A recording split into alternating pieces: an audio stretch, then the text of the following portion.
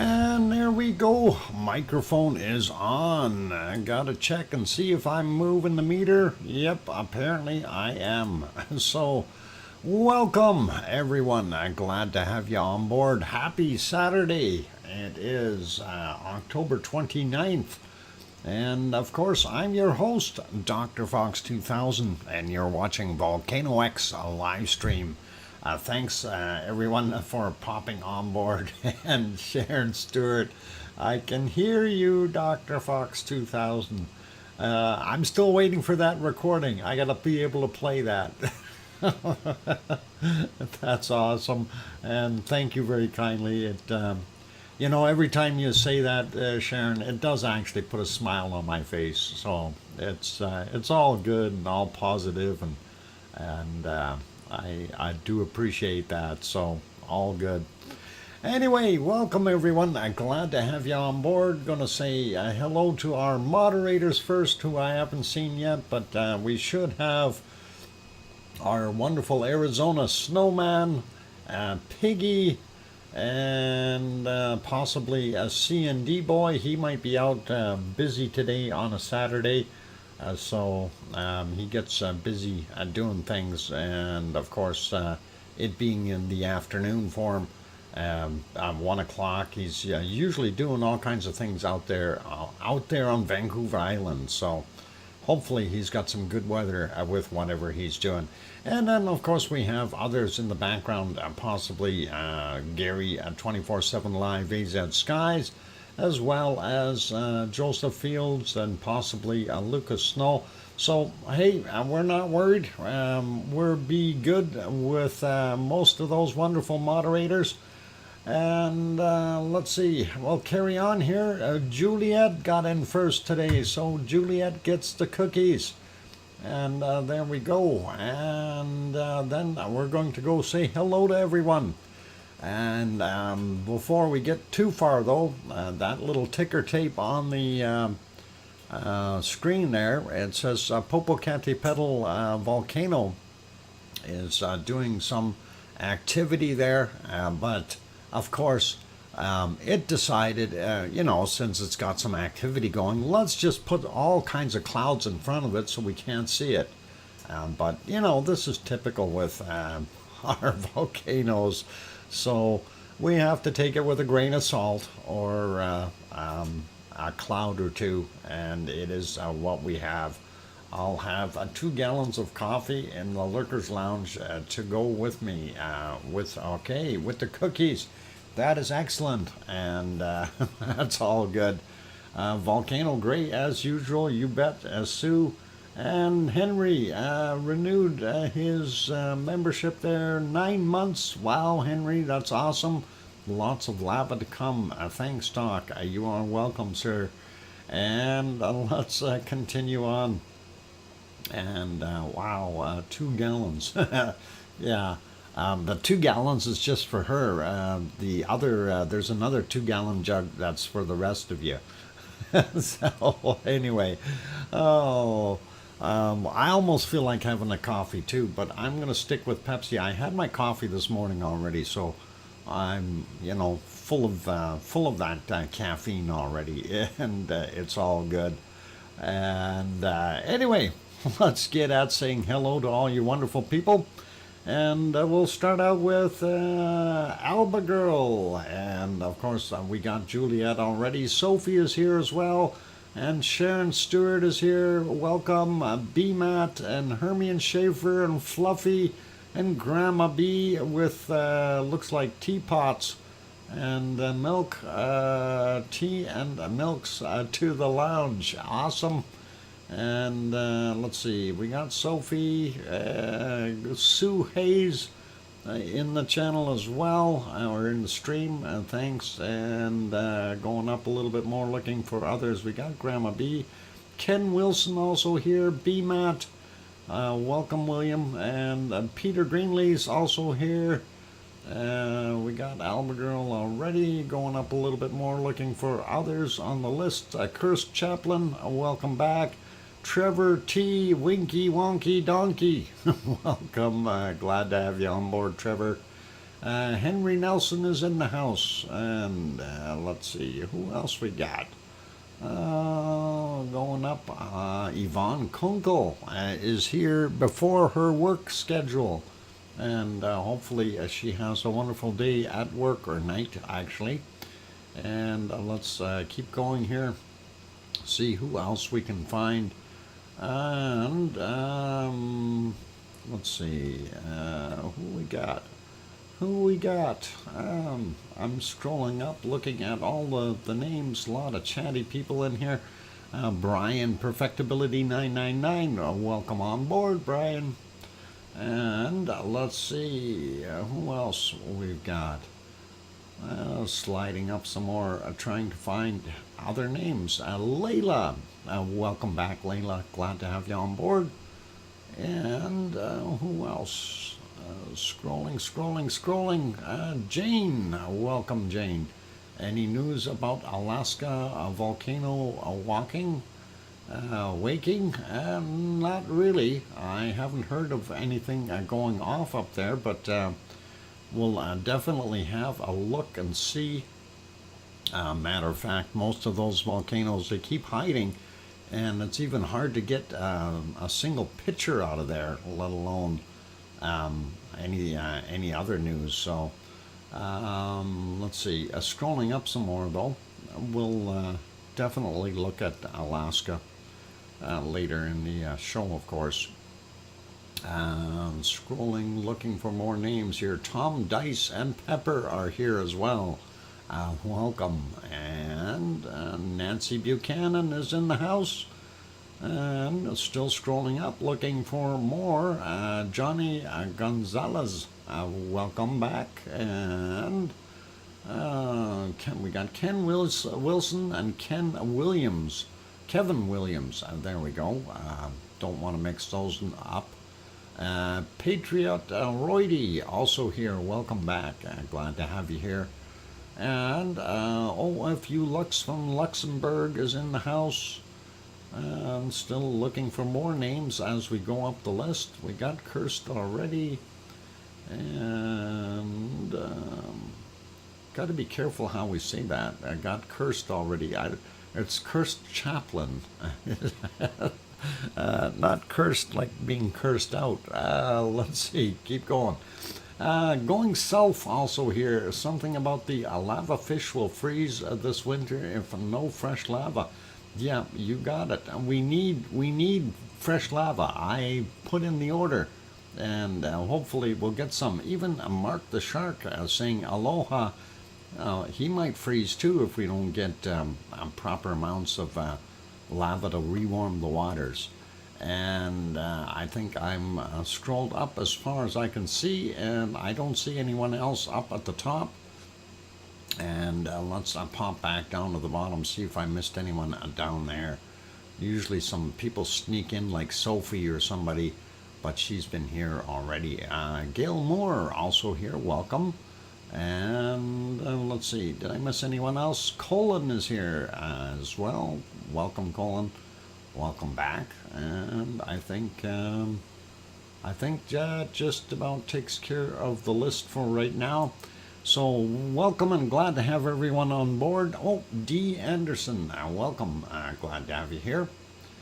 And I think we're good for right now. So on to work now. Have a great stream, you guys. See you. Okay, Yvonne.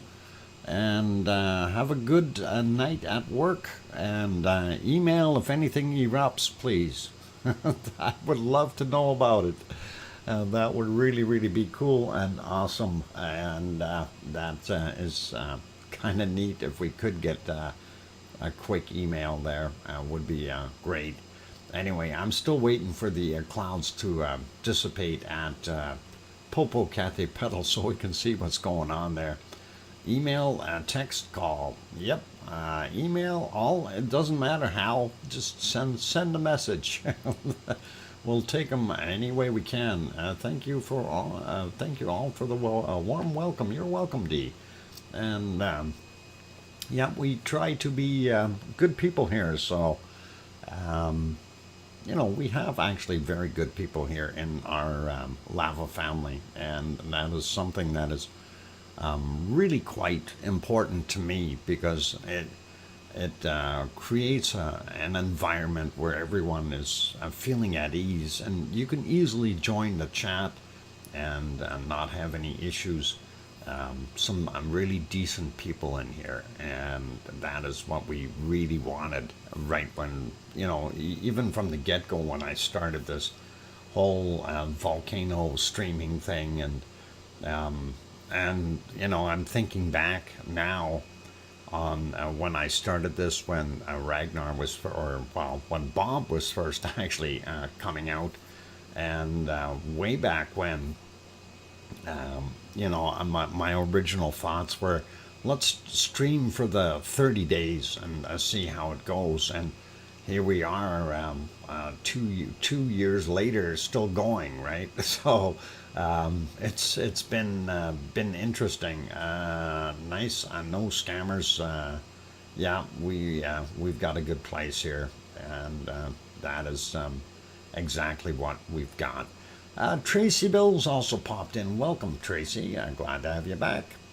Anyway, let's get at our wonderful news. As you see on the screen there, that is our can lava, and where it says eruptions to continue there at Popocatepetl, and of course volcano gray being the problem, and the clouds are in the way.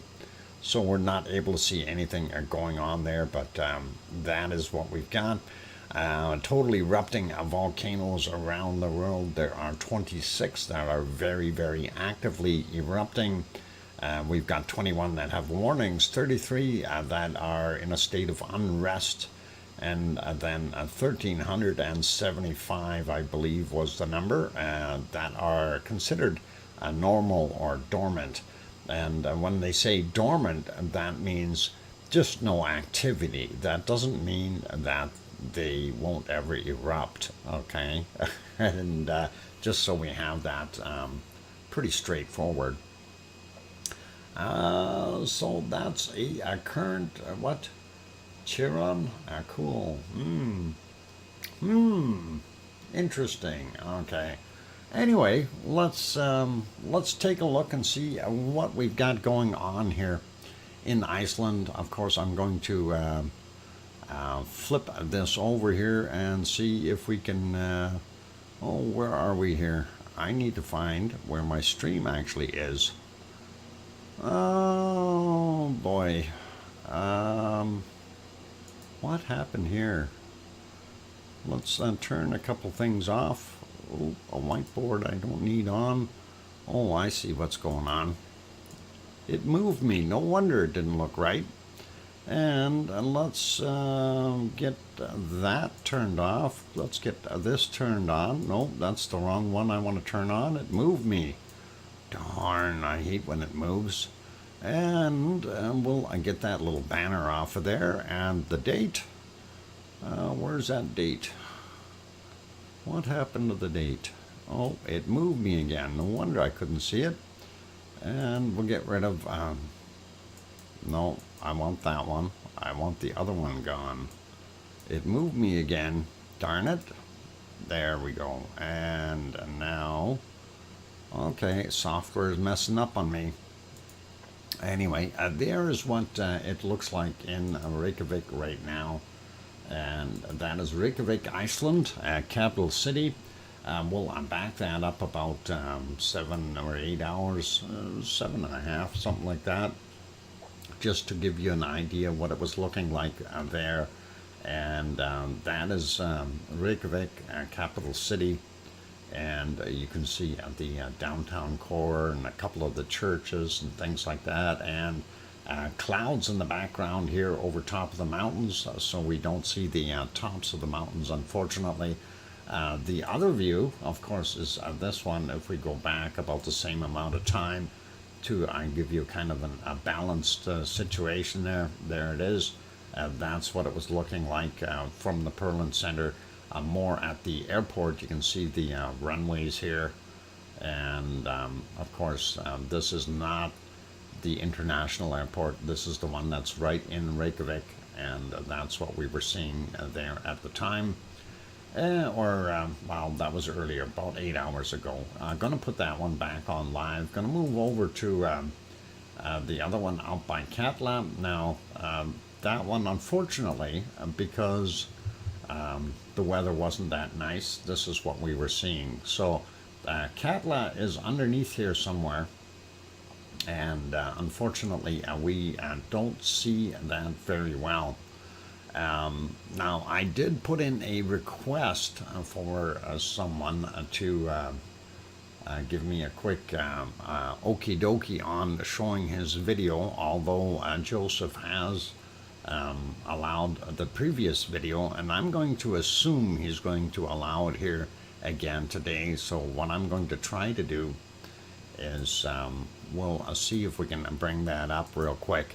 It is about Katla, and thanks Sue for bringing that.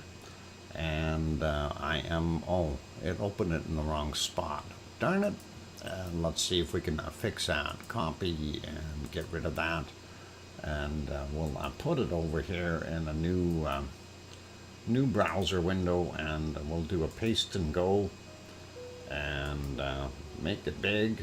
And I don't know if he's got audio on here or not, but this is some video, and I'm going to keep the audio muted, but this is actually from the Katla area. I'm actually going to copy the URL. I'll put it into the stream here, and I just want to Joseph Vacal is his name. Joseph, and oh boy, I spelled it wrong already. Vacval. There we go. And then I will paste that up there. Anyway, this is the Katla area, and this is kind of a small tour going through there. So if you guys haven't gone over to Joseph's channel there, you are more than welcome to go over, hit the like button on there, and also subscribe. It would be really awesome if you could do that. And his subscribers from the last time we did this, he went up, I know 12 for sure as far as the amount of subscribers, but he's gained a few more since. And we're hoping and trying to help him out, because he's got some pretty excellent video, and it is high def. This is actually shooting in 4K, and is what he's doing. So this is really neat to be able to see some of those areas there, and both on foot and via automobile through those areas. And maybe even pontoons once in a while going over that water. And I bet you that water is really cold.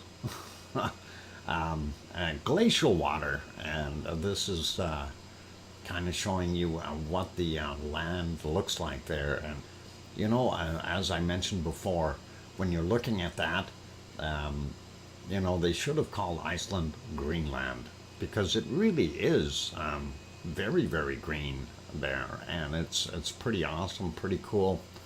And hopefully you know, you guys will go over and have a peek and see what else Joseph has on his channel there. He's got a few really good videos that I really enjoyed watching, so it's worthwhile. Some of these trails, you might notice that it's all lava rock. And that is basically what it is there. That's Iceland, lava rock. It's all lava. It's all volcanic. There's some of the ice fields, are really cool looking, and a little scary if you're afraid of heights, but that is actually very awesome to be able to see that. And I wish we had a little insert map that we could actually see exactly where he was located at the time, but unfortunately, we don't have one of those, so that's okay. But it still looks really, really cool. Yeah, Tracy says, I keep saying wow, but wow. Yeah. Uh, Tracy, my sentiments exactly. The terrain there, when you're looking at it and you realize this is all volcanic rock, all volcanic material that has been building up over the last, well, since Iceland basically emerged from the ocean. So it's what, 18 million years of volcanic evolution there in Iceland to get to this point, and that is a long, long time for something to be changing.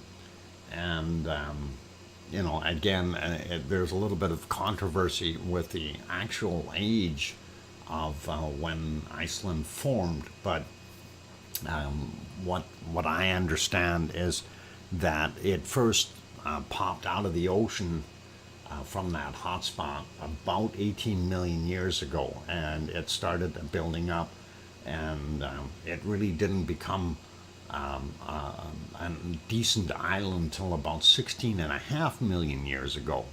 So again, this is what has been written in a lot of places, and you really have to think about, is this how old this is, or has it been pushed up or dropped down a little bit? There's always something going on there. We do have, like when you're seeing a new area, we do have places when you have volcanic stuff, it'll build up, and then of course we have the collapses and everything like that. Hey, Grand Zed, good morning. Glad to have you on board. Kind of reminds me of a place that would be another place to go look would be New Zealand. I'm sure that is very volcanic as well. But this being Iceland, and of course over at the what do they call it? The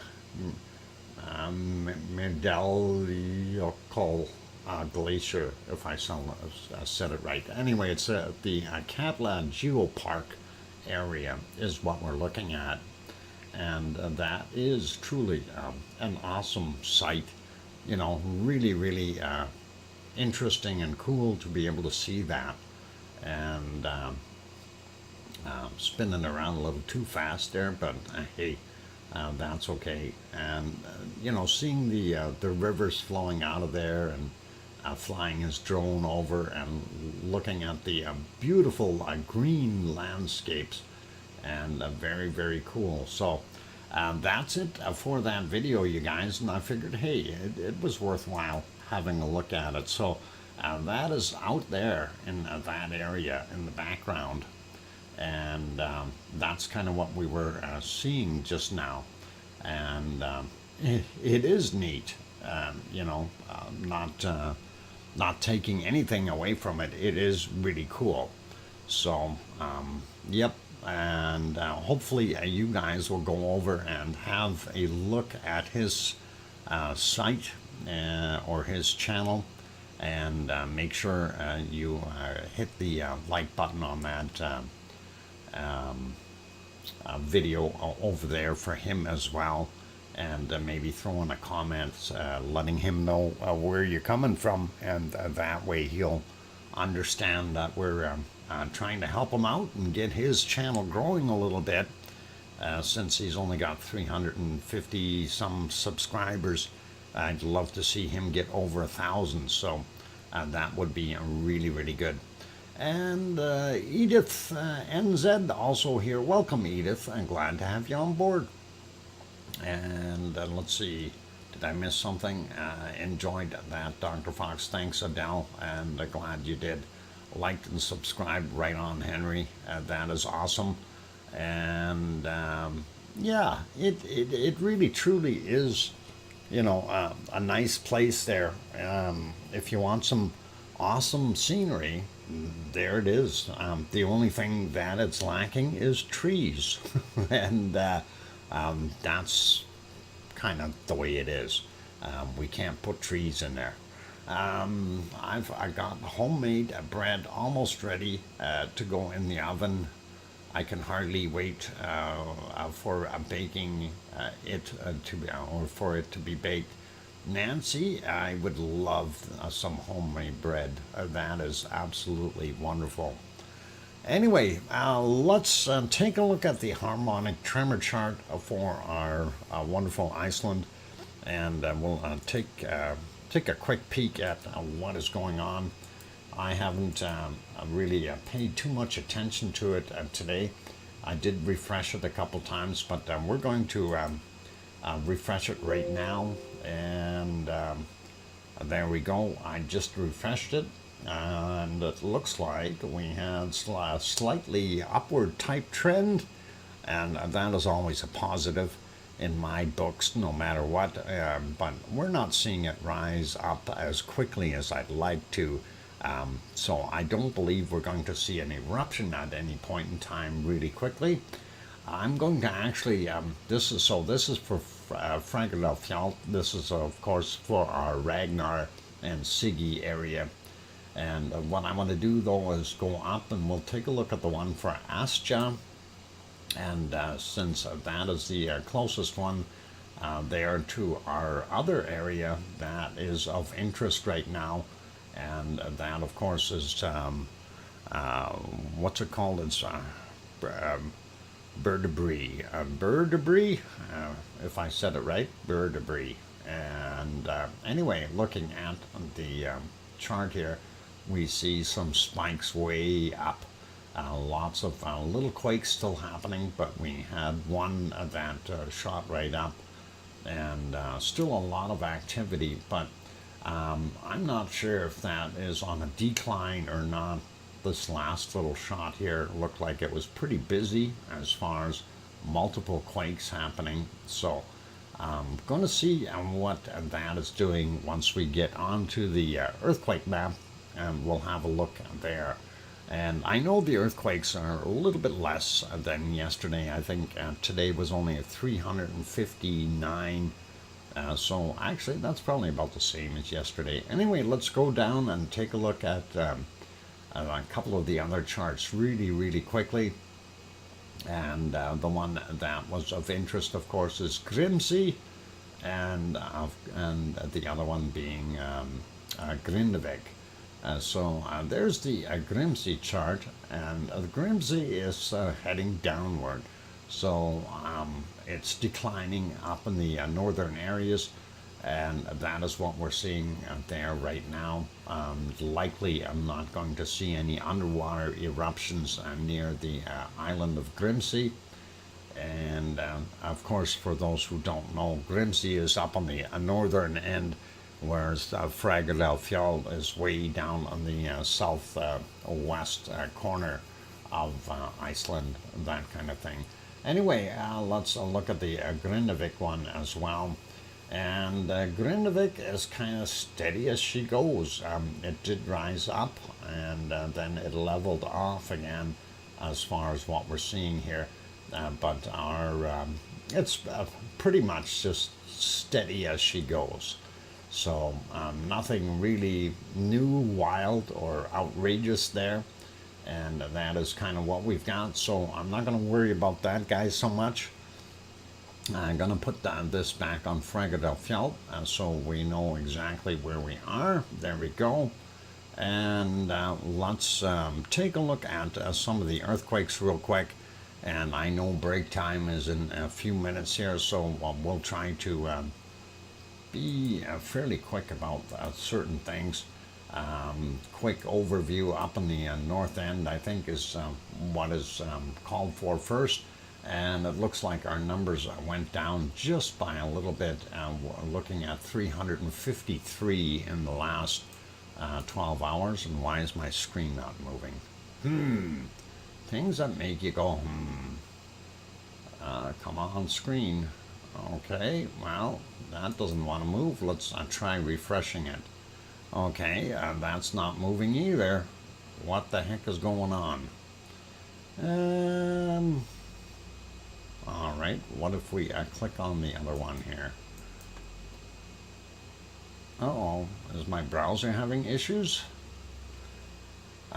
Something is going on with my software. My mouse is showing, isn't it? Yep. Hang on. Something's going on.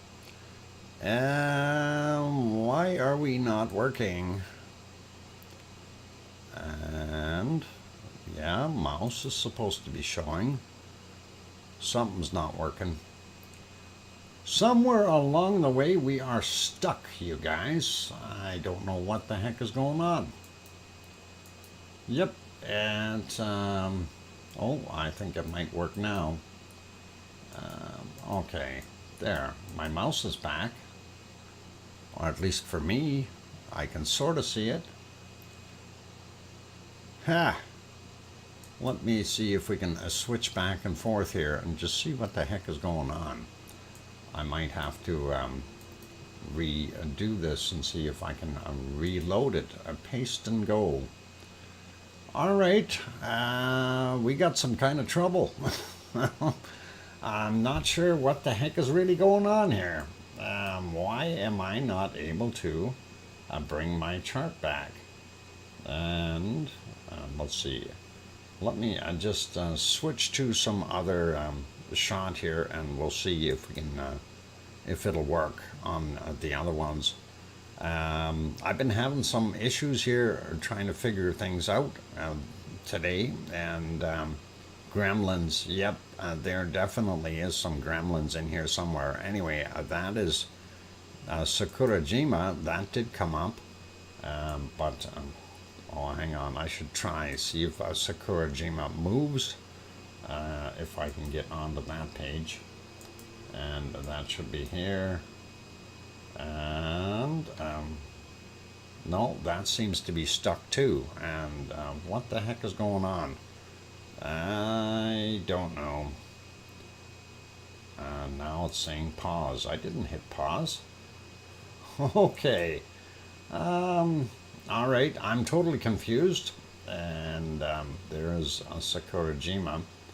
Let's try going back to the other one. Oh yeah, now it's buffering. Let's go back over and see if Iceland is going to work on the earthquake map. Still not seeing my stuff. All right, I'm miffed. I'm mystified. I don't know what the heck is going on, why I'm not able to see it. Let's see if we can go back to the original stuff we were looking at here, and we'll see if we can get our canned lava going again. And there it is. And move canned lava.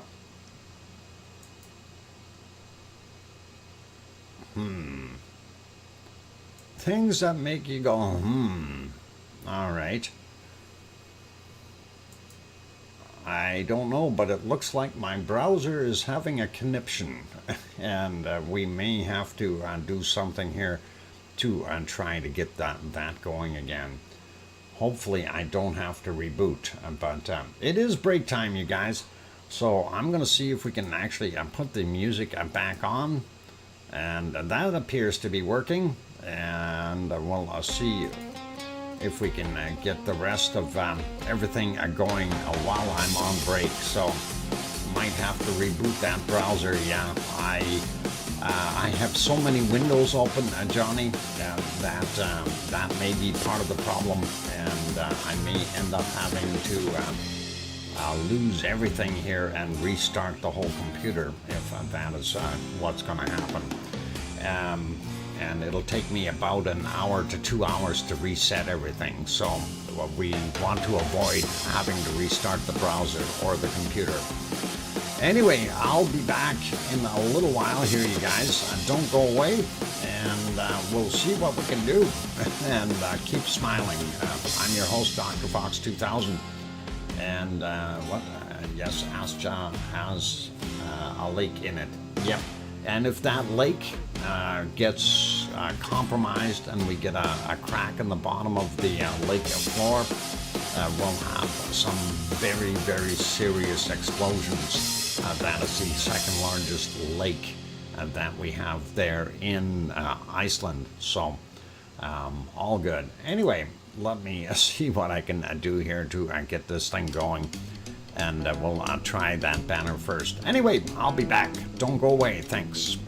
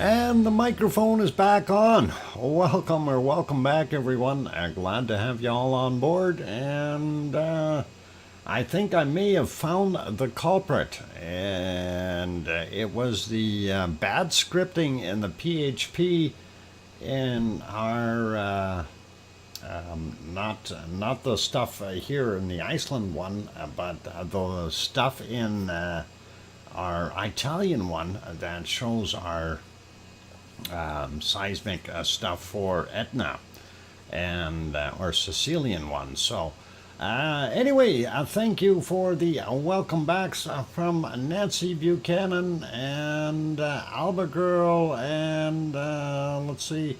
I can hear you, Dr. Fox. Hope when you get your bicycle clips, especially with those winds, what windows open? Okay, all the squirrels are watching you.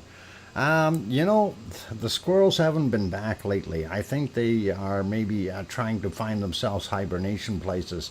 And speaking of bicycle clips and winds and things, it is really, really super windy. I had to deflate my rooftop stuff. It was dragging the weights around, and that is too windy when you have over 50-kilometer-an-hour winds up there. It is not so good. But anyway, thanks for the welcome backs. And Sharon Stewart saying, I hear you, Dr. Fox. That means a good thing. I'm working. And hey, Chuckster, hi there. And good detective work, Doc. Yeah, I had to figure it out real quick. And it's usually those PHP files. If there's errors in them, they'll lock your browser up. And anyway, thanks to Colin as well, and Henry, and hopefully we'll continue on here. Let's try this again. So I'm going to switch back over to the earthquakes for there in Iceland, of course, and we'll see what goes on. Maybe. Are you switching? And hopefully it'll switch. Looks like it's working on it. Something else got to be going on here with this thing as well. Come on, switch. There we go. All right. We see my mouse or hamster, and there we go. 338 earthquakes indicated in the last 24 hours. Of course, let's take a look down here first, our Fragedalfjall area, and that's what we want to see the most, I think. And there it is there. Want to zoom in just a little. Kaleer is up here. Here's some of these small quakes in this area. They just took one away. It was over 24 hours old. We got a 0.07, 3.5 kilometers down from 2118 right there for that guy. Then a 0.41, 4 kilometers down, 5:47 this morning. And that is it for our area there.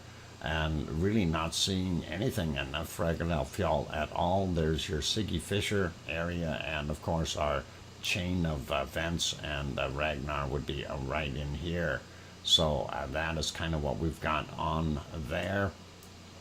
Looking over at the edge of the peninsula, really not that much happening.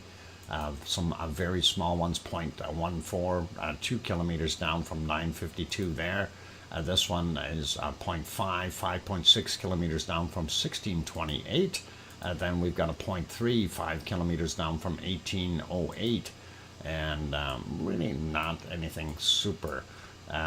Here's Krusevik, and just going on to the east a little bit of that, 0.67, 5.3 kilometers down from 50 minutes after midnight. Next one is, oh yeah, that I forgot to mention that. Thanks, Nancy, for saying that. I appreciate that. I did write it down too, darn it. Thank you very kindly, Sharon Stewart, and slipped my mind here. I did write that down. I was still trying to do other things when you did that, and it was kind of a boggle in my head here. I'm trying to straighten things out. Anyway, thank you very kindly for that $21 super chat. for mouse slash hamster batteries.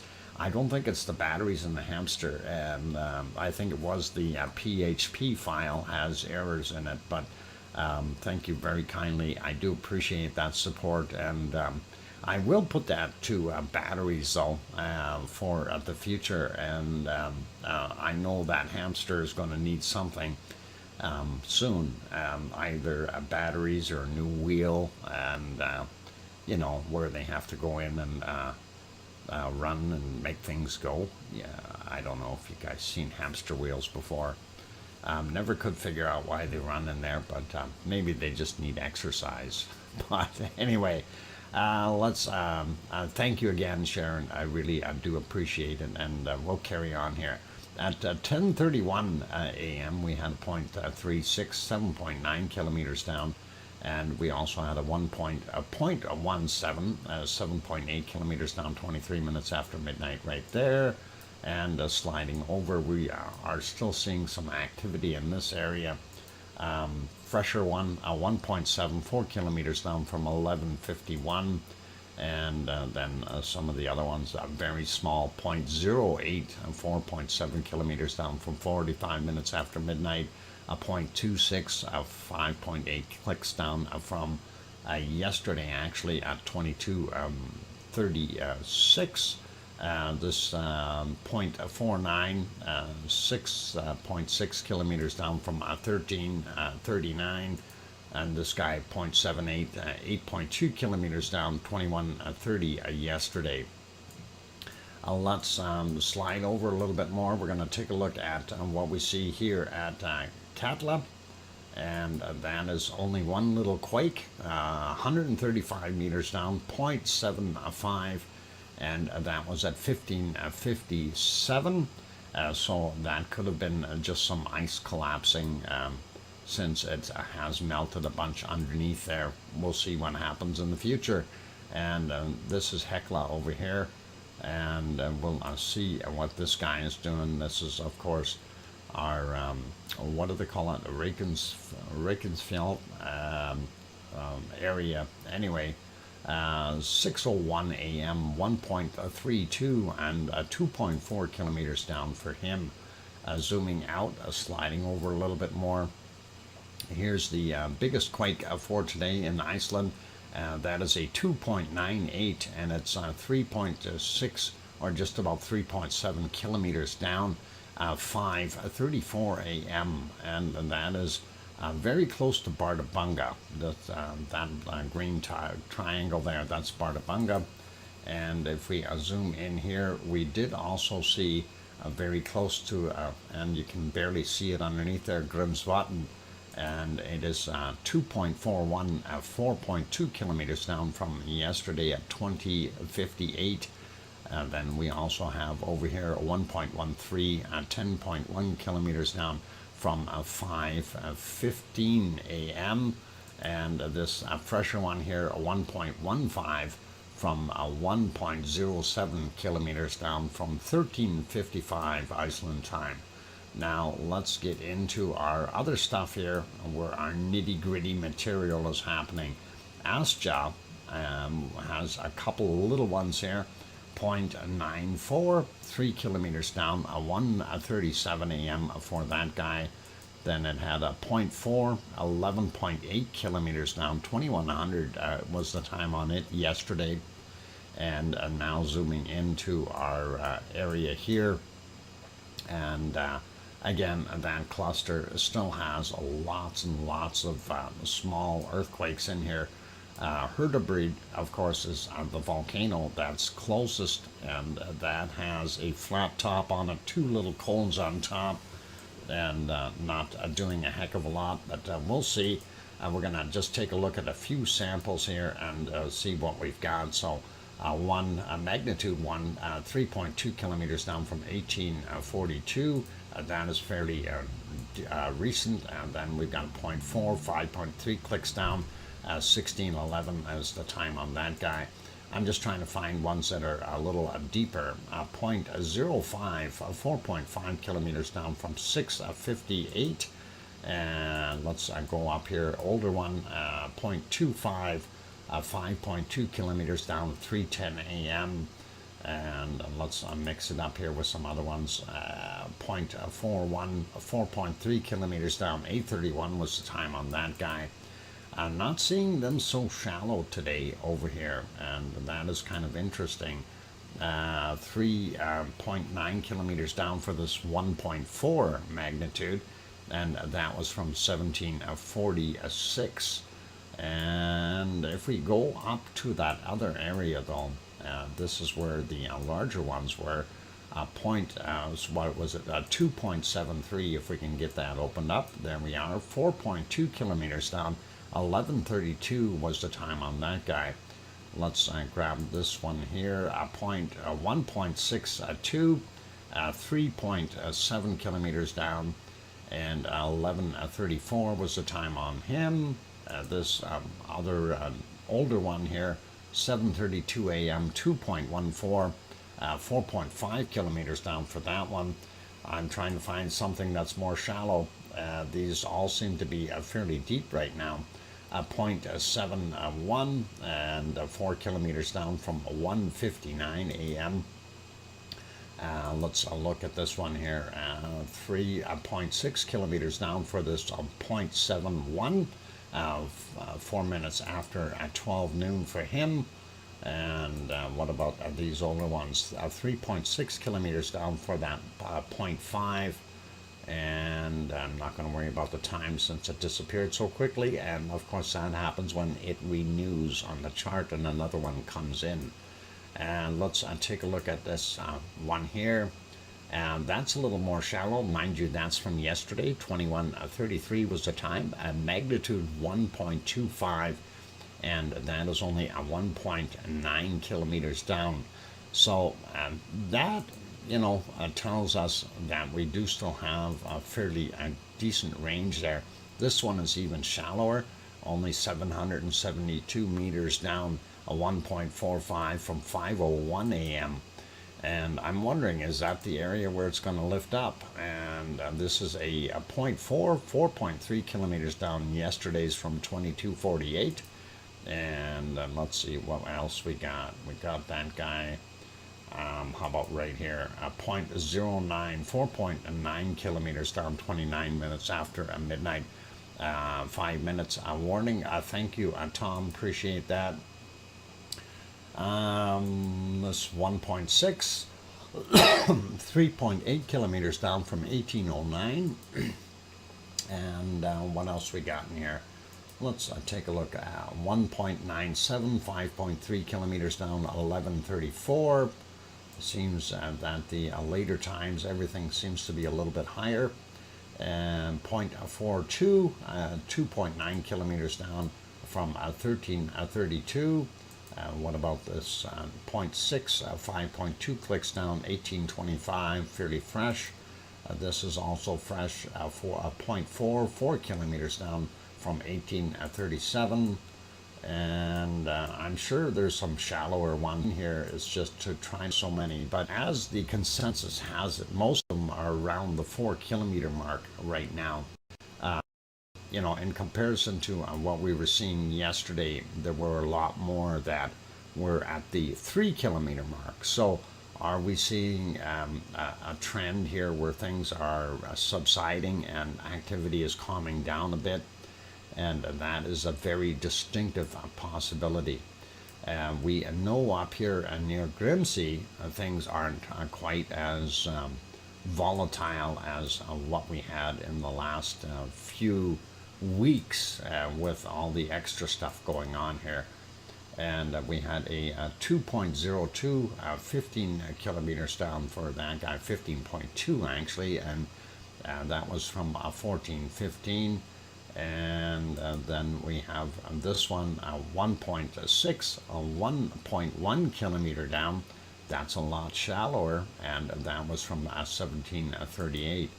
And let's see what else we got in the area here. This one, a 1.18, 13 kilometers down. Those look fairly deep.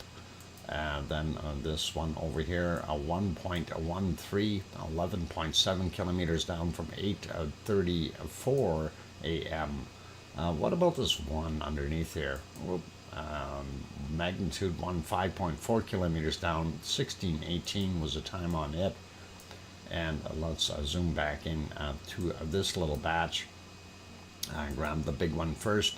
2.16, 4.7 kilometers down, 2330 yesterday. Let's take a look at this 1.46, 4.7 kilometers down from 8:47 a.m.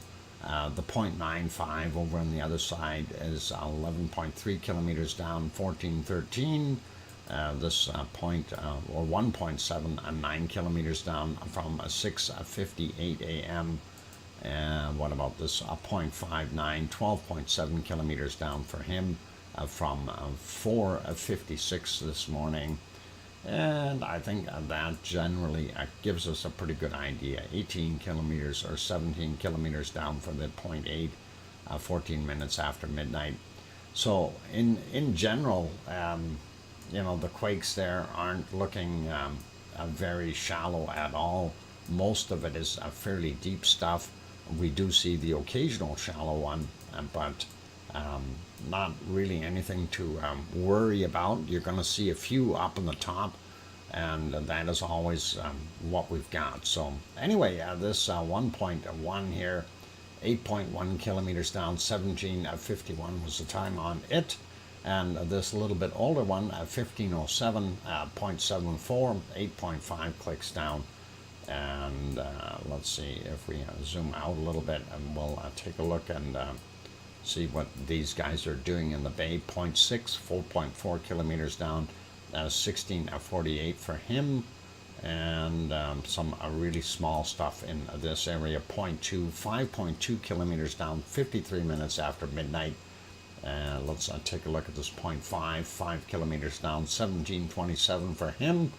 And I think that is just about good for that area. So I'm still waiting for something else to happen there, but we know here in Asja, we've only got the two little quakes, and 3 kilometers down for the 0.94 from 137. And the other one, 0.72 from about 3 kilometers down from, 1:38 a.m. So Asja definitely not going to blow up, but we may still see something pop out over here if they are in fact right that there is a magma chamber underneath there that's loaded up. It again could erupt. It does not have to erupt. This is something that is very, very important. What can happen is if the plates are pulling apart in that area, they can, in fact, pull apart just a few millimeters, and a few millimeters more space in a magma chamber will take the pressure right off of it, and that will create, a very poor situation for us who are waiting for an eruption. What can happen then is if it opens up a little bit as far as pulling apart any magma that was sitting on the ceiling of that, will have airspace in there. It'll cool off, and it'll turn into what we call basically concreting the ceiling, and it'll close the ceiling off and make it even harder for any eruption to occur. So if that is the case, we may see an explosive eruption if enough pressure builds back up. But right now it doesn't look like we're going to see anything really soon. And of course, keeping an eyeball on it, we'll see what happens in our near future. Anyway, that is enough for those areas. I do know it is break time, you guys, and I do want to get over there. 2301, thank you, Sophie. And I don't want Poppet coming. Poppet is mean. Poppet is really, really mean. Okay, I clicked on it. Why is it not changing? Things are not changing very quickly. Something is going on with my computer. And I'm wondering if we've got other problems. Other problems that we don't want. And I might have to do another reboot on this thing, and we'll see what happens in the future. But hopefully this will come back in a second or two. Turn that canned lava back on, and come on, canned lava. And will you do it or no? Or won't you do it? Okay, the banner is updating, so that's a good thing. But my canned lava isn't turning on. It's not allowing me to. Oh, it's telling me to wait. Why is it giving me a circle saying wait? I should be moving, and oh my God. Okay, well, I am to take a break. I'm going to try to get that music going, and hopefully we'll figure out what is going on here, and hopefully things will start up right away. So let's keep our fingers crossed. Maybe the music will come on as well. And there we go. We hit that one, and okay. Yep, music is moving. All right. That's good. Still waiting for my lava to be able to start. Okay, something funny going on. Okay, you guys, I'll be back in a few minutes after the break. We'll come back with something like bacon seeds, and I think that'll be a little easier. And I think we're going to have to do a complete reboot on our system here after the show, and hopefully it'll work. And okay, something just clicked here saying some plugin isn't working. That's always nice. Media. Come on, lava. Okay. I think it might work now. Maybe. Okay. Hopefully it'll work. We'll see what happens. Anyway, clock goes back to the Netherlands also. Change your times. Yep. Okay, I'll be back in about 5 minutes, you guys. Don't go away, and welcome, Gary. Glad to have you on board. I'll be back. Don't go away, you guys. Bacon seeds up next. Thanks.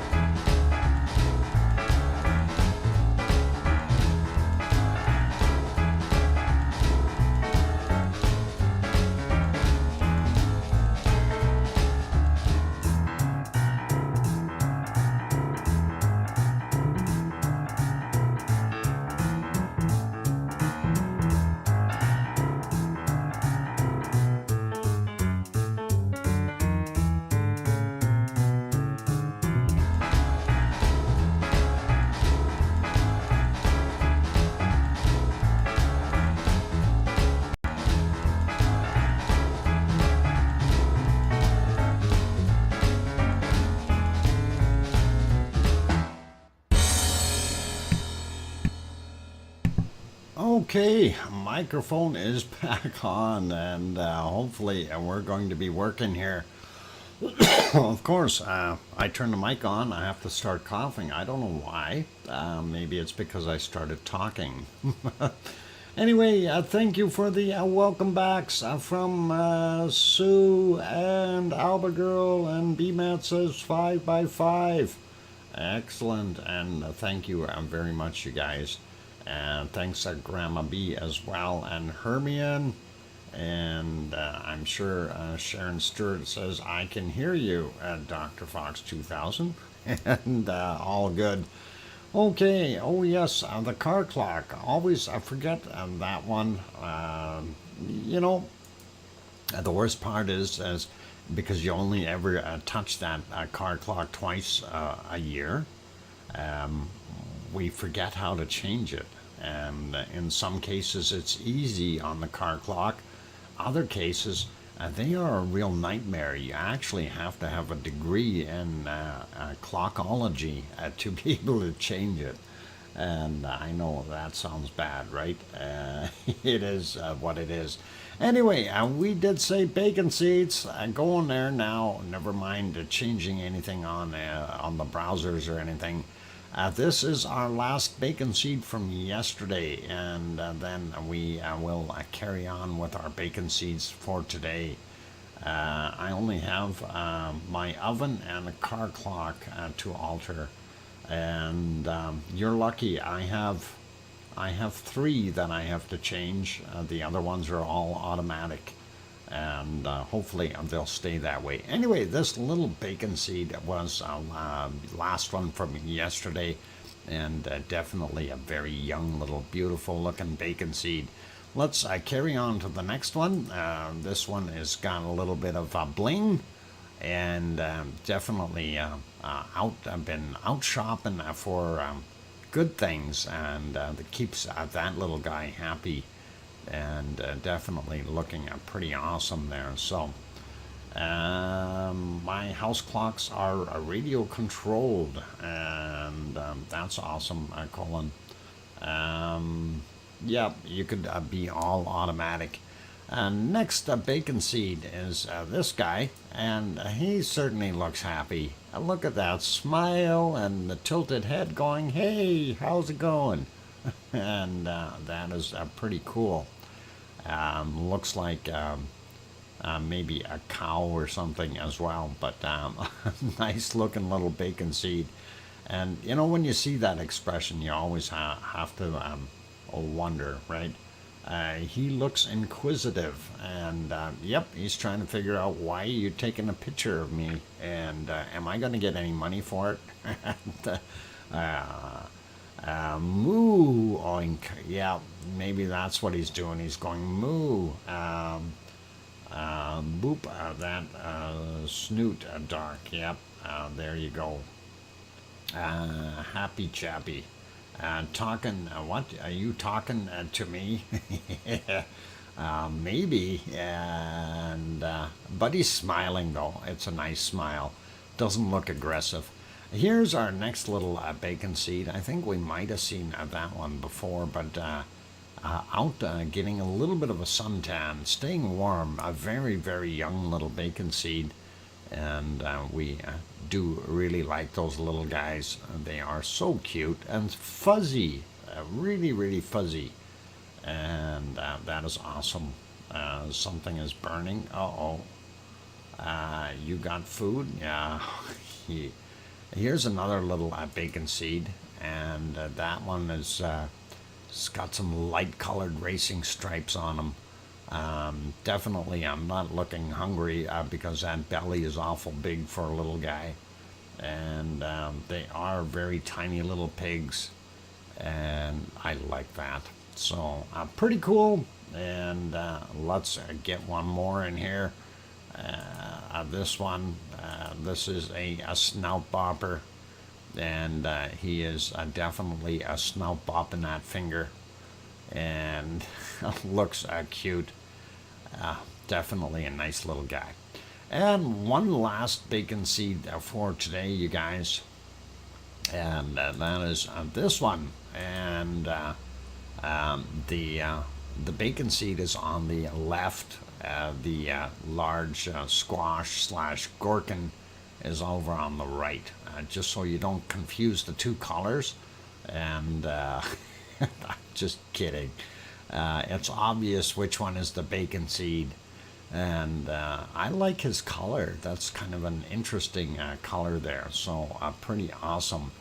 And again, we have to really thank Piggy for all these wonderful little bacon seeds. She's done a wonderful job getting those to us again. And we'll continue. He matches his squash. Yep. That's why. Yeah. I guess his name should be Squash. That would be, well, maybe that's not a good name for a piggy. You don't want to squash him. That would make bacon. Oops. Anyway, let's carry on. That, of course, was the last carving from yesterday, and we'll get into the new ones from today. Butter squash. Yep. And anyway, there. Don't blow your horn too hard. And of course, that is an awesome train, and you gotta love some of these things. They are just really super as far as the carving expertise from these people, and you gotta admit this is just absolutely wonderful to be able to see. And next one is this one here.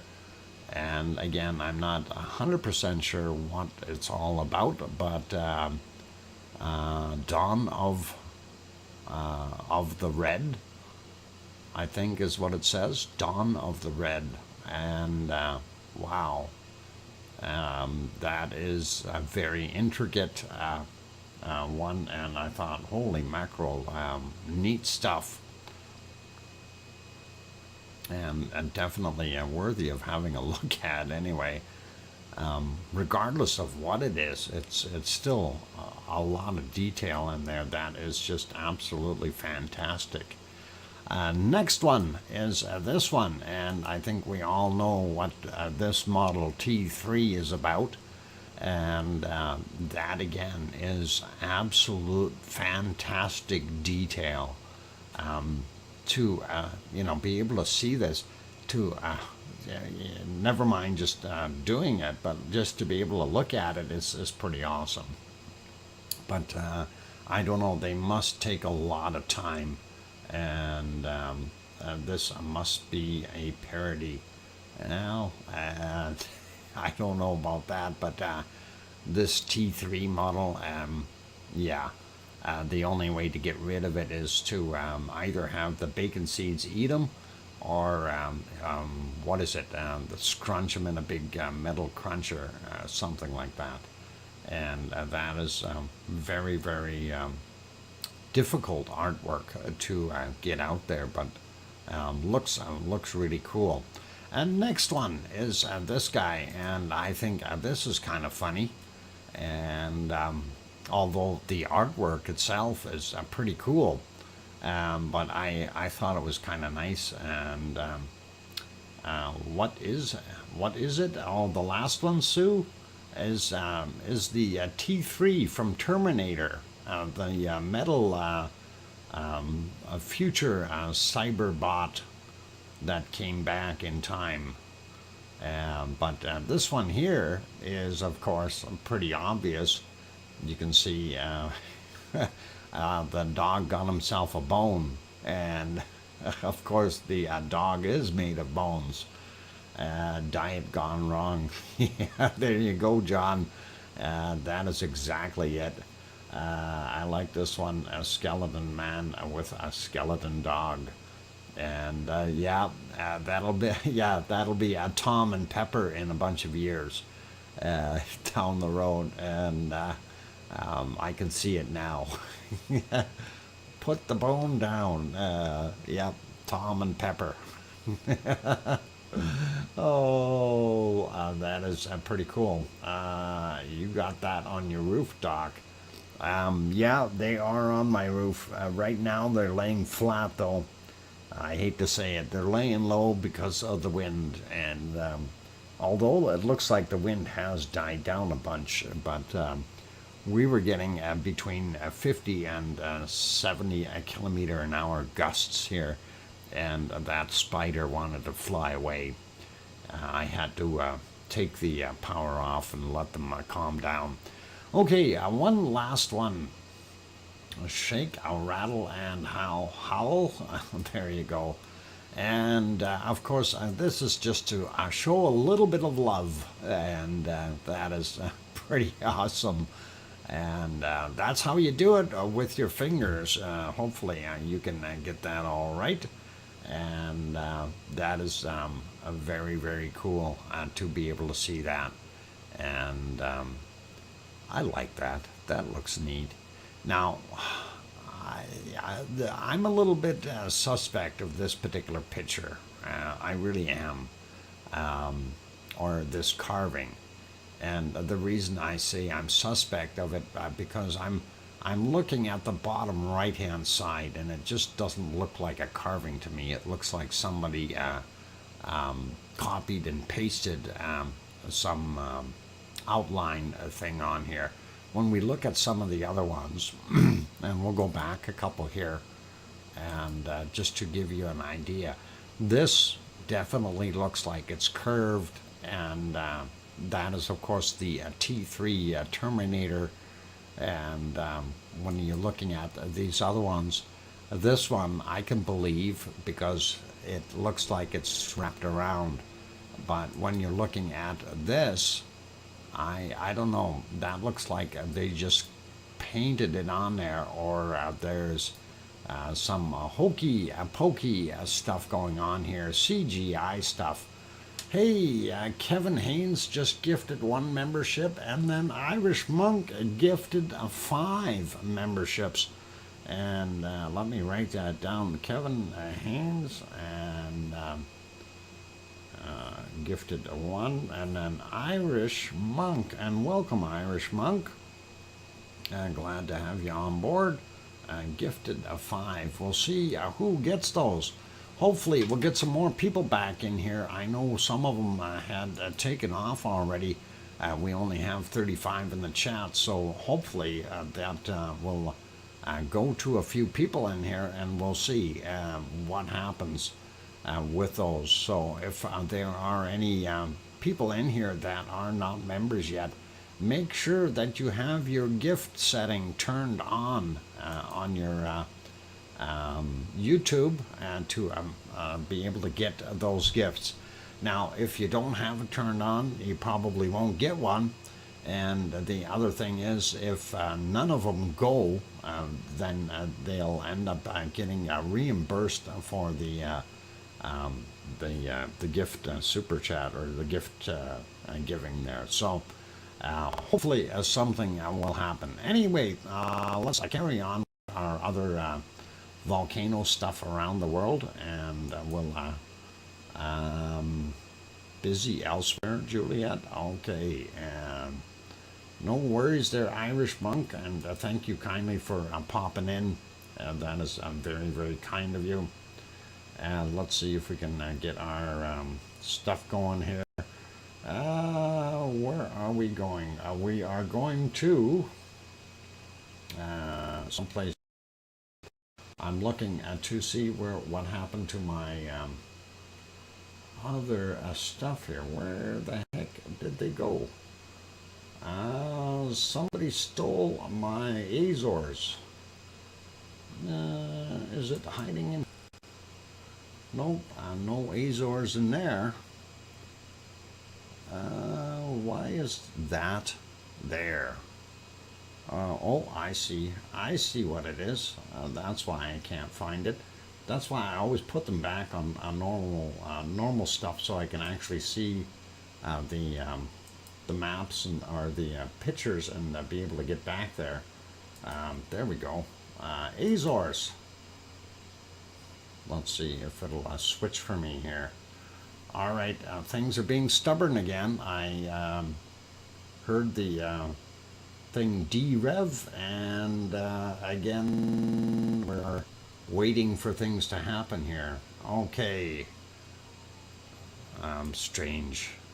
Something weird going on. I am definitely going to have to reboot after the show here and get this thing going. Anyway, there you go. There's the harbor lights. There is one of the small towns. We are on São Jorge or São Jorge, and that is in Portuguese. Of course, you can see the island over here, the lights, I should say, of Pico Island, and that is what we've got going on there. If we turn that on real quick, that's a daytime shot of that, just so you can see that 18 kilometers between São Jorge and Pico Island, and you can see Mount Pico, or Mount Montana is actually what they're calling it, or a Pico volcano, and that is what we've got there. And let's move on here and get it over to the other one, which is normally that cove, and that is this cove, and hopefully we can turn that off. And what we're looking for is the white water that is coming up in here. Looks pretty rough today. I did see a bunch of splashing earlier, and a lot of white water. It might have calmed down a little bit, but we have definitely seen white water in there, and that's always scary.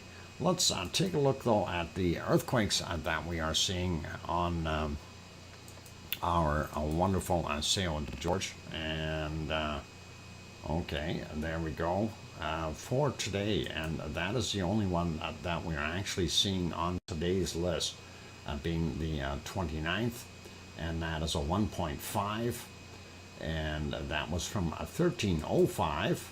And let's take a look at the other map though, and I'm going to refresh this one. Hopefully it'll do it quickly, and we'll be able to see. And I see those jackets on the side there, and they're for sale. Nominal fee, I don't know what they charge, but that's all good. Making that map just slightly bigger. There we go. And we don't see anything on the other islands today, but we are seeing two actually here on São Jorge. So 2.4 22 hours ago, and then 1.5 from 8 hours ago. Quick look at the list down below, and yes indeed, that's all we've got is the two. So the one technically, the 2.4 is from yesterday, and that's why it wasn't on the other map, and that is 8 kilometers down. This 1.5 of course is from today, and at 1:05 p.m. their time. And that's it for that area. Let's go over to Popocatepetl and see if it's out of the nasty stuff yet. No, it doesn't look like it. Let me turn off that banner, and we'll get onto our volcano gray, and there we're on it, and we need to turn our mouse back on. Why is that on media? That's not what I want. Where is it? Things have moved. Why are things moving on me? Okay, screen, show mouse. There we go. I got a mouse or a hamster, one of the two. Anyway, if we go back into the wee hours, we do see a little bit of a glow, and that hopefully will go back fairly quick. And that is what we were seeing in the middle of the night, or 4:21 a.m., 4:22. And of course the clouds are hiding the top of the volcano, and then after that it went back into our cloudy volcano gray for the most part. And there was very few times where it actually popped out that you could see it. Even though we've got more activity there, we're just not able to see what's going on right now. When we get a little bit further out here, this is at 7:30, and again, not that great. And why did it change it back to 360? Come on, it's only 480 to begin with. You don't need to cut me back any. And there we see a little bit of off-gassing, but nothing special. And then after that, of course, it was hit and miss with everything that is going on. So reported stuff, though, is that we've got more activity within the caldera, and hopefully we'll see some kind of an eruption coming out of it in the near future. This was a little bit later, 12 or just about 1 p.m., and it looked pretty quiet then. Hazy, though, in the area, unfortunately, but not a heck of a lot of action there. Let's move along and see 1452. Clouds are too much. I'm not sure if that's pluming off in the background here. I can't tell because of the clouds. Let's leave Popocatepetl. We'll go down into Guatemala and have a quick shot there. And Adele saying, good night, Dr. Fox. Thank you, Adele, and have a good night. Sleep well. We're just going to have a quick peek here at our stuff in Fuego, and Fuego doesn't want to show itself. Oh, come on, Fuego. You can do it. Let's go back here and see. I'm just not having good success here today, you guys. What the heck is going on? It does not love me. Nope. Nope, it's not loving me. All right. Let's see if we can put this back. It is break time. We'll see if we can go to Fuego after the break. And let's hit the other button and go back over to the canned lava and continue to watch that. And I'm going to go take that break, you guys. Let's see if we can get that canned lava moving. And hopefully that'll turn that on. Yep, it did. Slowly, but it's starting. There we go. All right, got it going. All right, good night to Girl, or no, sorry, Adele, I mean, and then I'm going to go take that break, you guys. For those good people who are here, if you are sticking with us, don't forget to hit the like button. Also, if you're new, technically we don't usually have these problems, and I usually keep going, so hopefully you'll be happy and join in and hit that subscribe button if you haven't done so already. On that friendly note, I'm your host, DrFox2000, here in Edmonton, Alberta, Canada. I'm going to go take a 5-minute break or thereabouts, and then we'll be back with more wonderful information and go from there. So keep smiling and be good, play nice in the lava, and I'll be back soon. Thanks.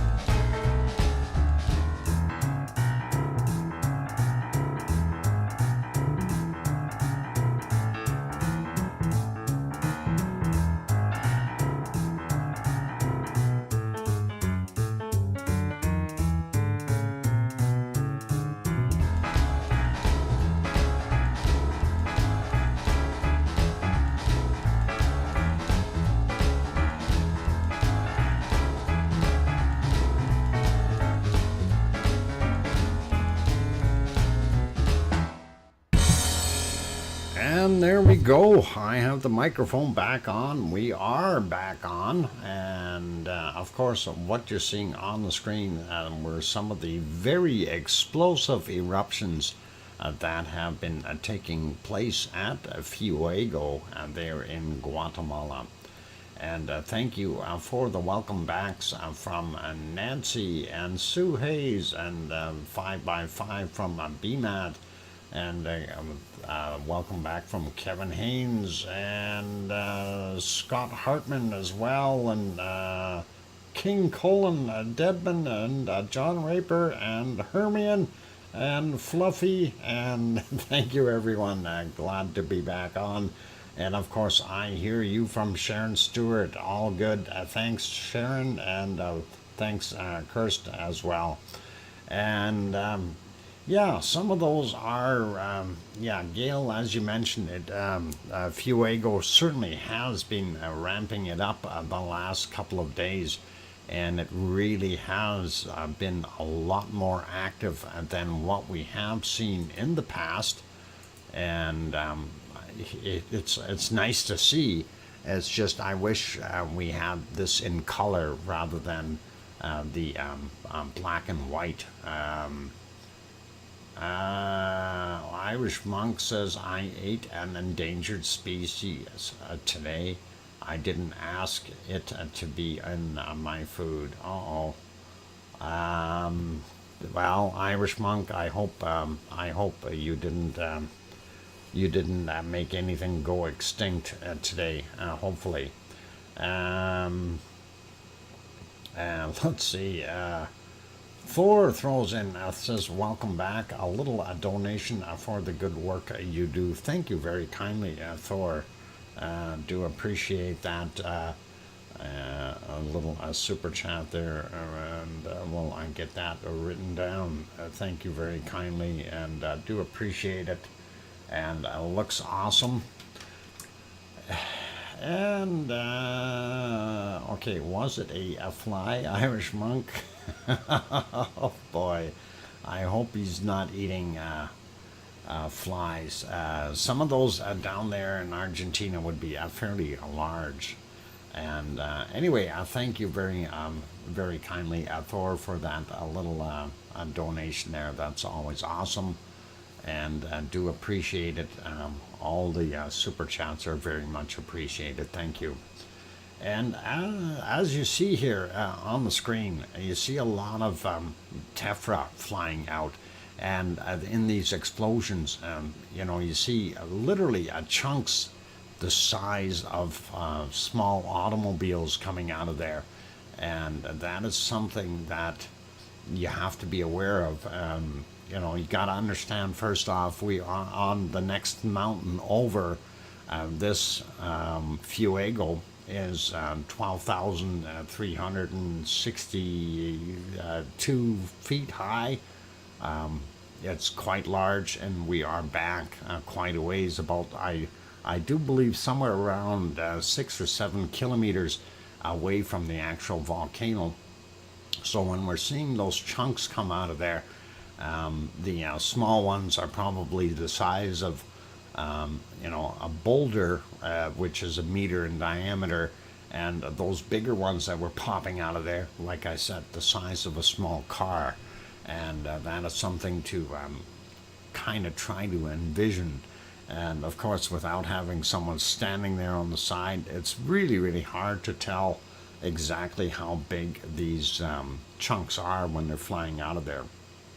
But let's just say I don't want to be standing anywhere near it. And you see again, there it goes. And that is a lot of material coming out real quick all at once. And again, some of those chunks of tephra / lava are huge. And when you see them hitting on the side of that mountain, you really don't want to be anywhere around there when that thing is popping like that. So this, of course, was from 5:42 a.m. their time, and prior to that this morning, and that is just before sunrise. And then I think there might be one more good one here. before it changes to color, but it's pretty awesome. But a weird, no lightning. No, not as of yet, Sophie. None that we have seen, and I'm kind of wondering about that. Are we? Is it because it's just doing the one burst? And I found that when we were watching Cumbre Vieja as an example, because it was a continuous stream, almost like a jet engine or a rocket engine coming out of the volcano. It generated a fair amount of lightning, whereas these are bursts rather than just continuous flows. And I'm wondering if that has something to do with it. Nevertheless, that is kind of what we're seeing. I'm just going to see if we can pop that ahead a little bit. And there it switched to color. And then our next burst is a little ways down the road here. And it looked like it was a little off. There we go. So that one is in color. And again, the camera is shaking because of the elevation that the camera is at. It is on the side of another mountain up around the 10,000 foot mark or something like that, and a lot of wind up there, and nothing really to slow it down. And wow. Okay, who's eating that fresh bread? Yum, yum, yum. I wish I could share the taste of this freshly bread. Oh, Nancy, you're rubbing it in. And I am happy that your fresh bread turned out very well.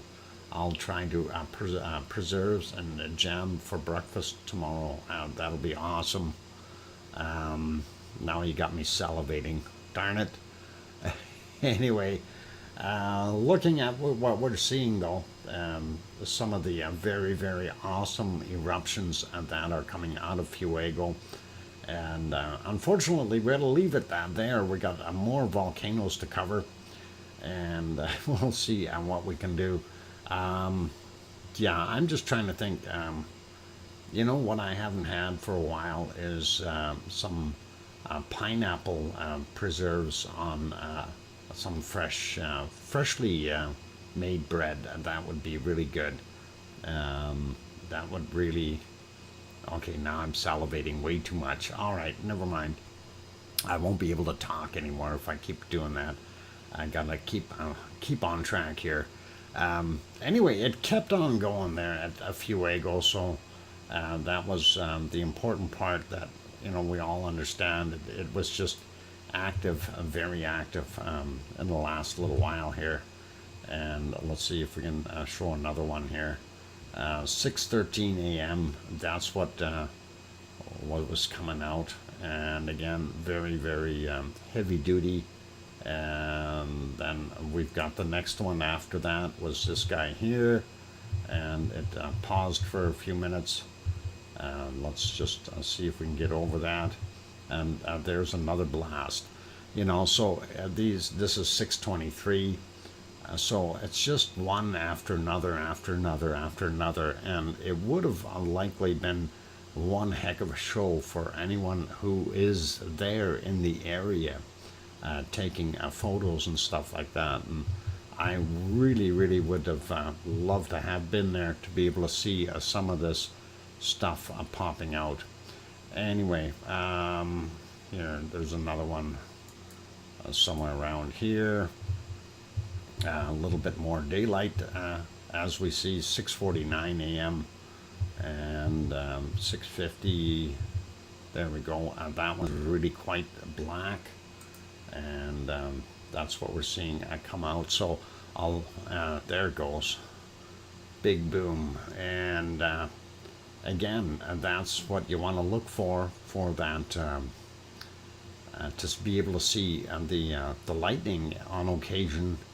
But, as of late, I haven't been able to see any in Fuego here yet. There's some small ones once in a while, but for the most part, you don't see them so much. But this thing just kept on going. You know, this is exactly what you'd expect out of a very eruptive volcano, and looks pretty cool to be able to see that. So I'm sure they have ash advisories in the area, and I'm just advancing this. There's another one, and 6:51 a.m. and it just keeps going. You know, this thing just didn't slow down at all, and it's crazy to see that, and you see how dark that material is coming out. You know, definitely not good. Oh, hang on, let me back that up. Okay. Oh, that was just a little blip of the stalling there and getting the little bit of buffering. But anyway, yeah, just wow. You know, shot after shot after shot coming out of this thing, and it leaves people speechless in a way, because like I saw that lightning. I think, yeah, I don't know if it was lightning in that shot. It looked like it might have been buffering just for a second, but you never know. Anyway, we'll continue on here. I'm just advancing it 5 seconds at a time. I know the signal dropped in and out, and of course it tells us that it didn't have video there for a while. But yeah, even if we go, you know, here's the next one a little further down the road, 7:08 a.m. and that's kind of what you've seen. It's like, wow, this thing just doesn't seem to want to stop. Here's another one about 20 minutes later, 7:59, or sorry, that's 40 minutes later. And again, more and more and more of this stuff coming out. So if you're living downwind of that, unfortunately, it's not a good thing. And that is a lot of ash coming out of there, and a lot of explosive eruptions from what we're seeing. So pretty awesome. Anyway, let's leave that guy be. Oh, hang on, I got one more. This is a fair-sized one, and I want to let that one run. Look how dark that material is. That is absolutely a dark. Wow, Evie Stardust. Thank you, Evie. Evie Stardust. Thank you very kindly for that £10 super chat. That is awesome, Evie. I really do appreciate that support, and I'm glad that we're able to bring you some of that wonderful joy, and that is awesome. Thank you, Evie. And I see Bob made it in. Welcome, C&D boy. And again, you know, you see how much this thing is putting out. It's just incredible, the amount of, like, what we've seen here is just literally the tip of, I won't say the tip of the iceberg, it's the tip of the volcano. It really is throwing out a lot of material, and each one of these blasts, you know, and here's another one. It just the one just finished. And well, it's not even finished, and we get the next one right after it already. And you gotta wonder where that stuff comes from. You know, what is going on? And there's another one. Like, holy mackerel. It is just non-stop. You know, so it's like, it leaves me in a place where I really don't know how to describe this thing. I wish we had audio though, because I'd love to be able to hear this blast after blast after blast on audio. That would be really cool. But unfortunately, they don't supply audio with that channel, and that is what we're seeing. Thanks, Tom, by the way. I do appreciate that. for the 5-minute warning. And let's see, is there any more of that really big ones? Well, of course there is. What am I saying? Let's jump ahead a little bit. This one was at 9:15, and this one here is at 9:38. And that was another one that just took off after the first, well, not the one from 9:15. It had another one in between there. But this one is 9:39 a.m.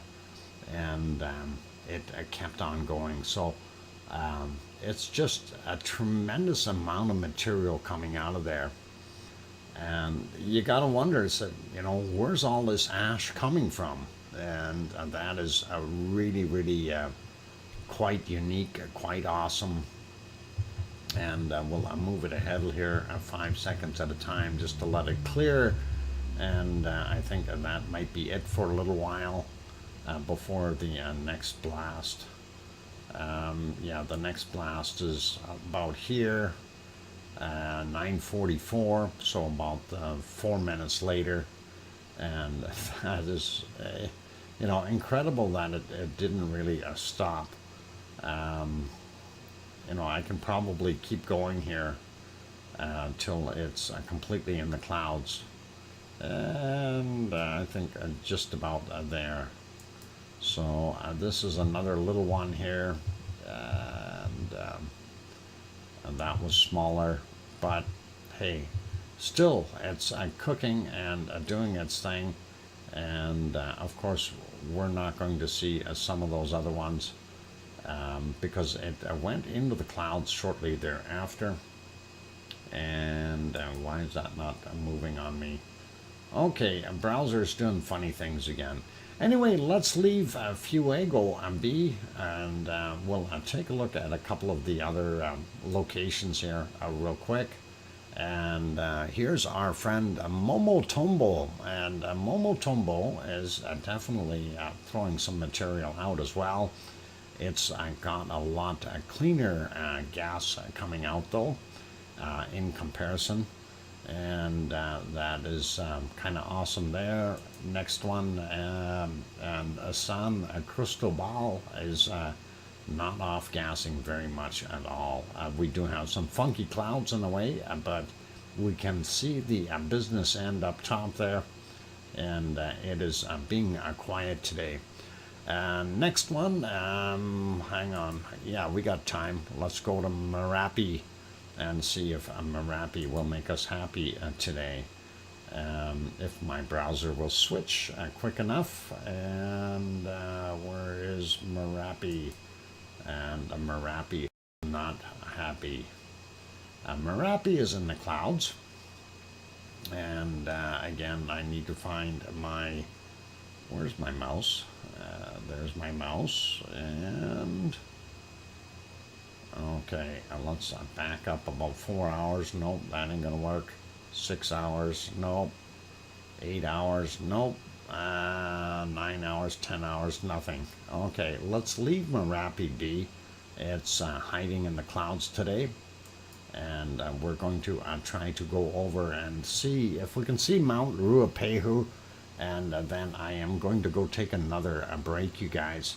And that's only if Mount Ruapehu will show up. I see a little whiz wheel here. Why is that there? Poof, there it is. And that is buffering too. Wow. I don't quite understand what the heck is going on with all this stuff buffering and not working for me. Go live. Live. I see live. Let's be alive. Anyway, yeah, we're not going to see it. It's in the background there. Come on, computer. What are you doing? I got a stream to run. You can't be doing this while I'm doing a stream. Okay. I don't get what's going on. Okay, it is live, and of course it degraded the video to nothingness, but you can't see it anyway. It's in the background. Let's go back and we'll go back to our canned lava, and we'll see if that'll work. And I hope that'll work. Yeah, canned lava, come on. I got something going on here that I do need to reboot this machine for some reason. Okay. Come on, files. Okay, one thing's working. I see that. The clock isn't working there, though. For a new hamster wheel. Wow, Irish monk. Thank you. Irish monk. And that is Argentinian pesos and a hamster wheel of, let's see, 2,000 Argentinian pesos. And we'll see if we can do that. That would be really awesome. And let's see if we can get our hamster wheel turning the right way here. Play. No? Let's see what happens.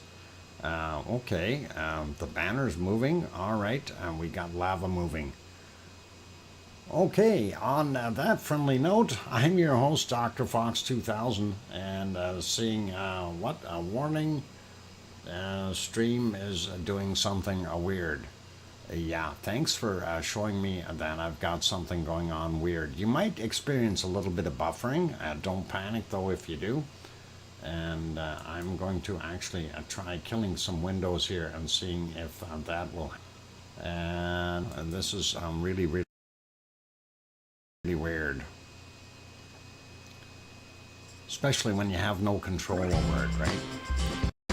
Anyway, I'll be back in a few minutes, you guys. Don't go away. If you can hang in there, that would be awesome. And I will be back soon. And thank you very kindly, Irish Monk. I appreciate your support there. And I'll be back.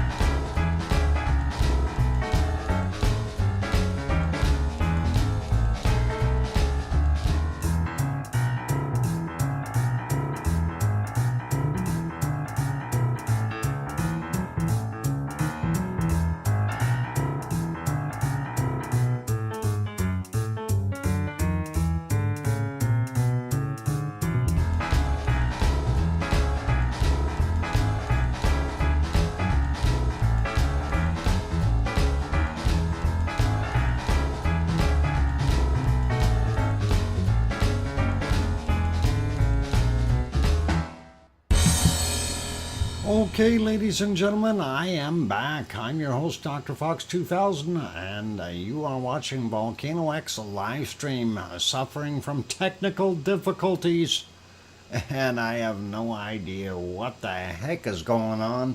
I am seeing my bit rates going up and down like a yo-yo on both streams, and this is just absolutely driving me crazy because it doesn't want to do anything. It is definitely in need of a reboot. At least that is what I'm assuming. Thank you for, wow, old doctor software update. Thank you kindly, Irish Monk, for another wonderful super chat, and that is very, very kind of you.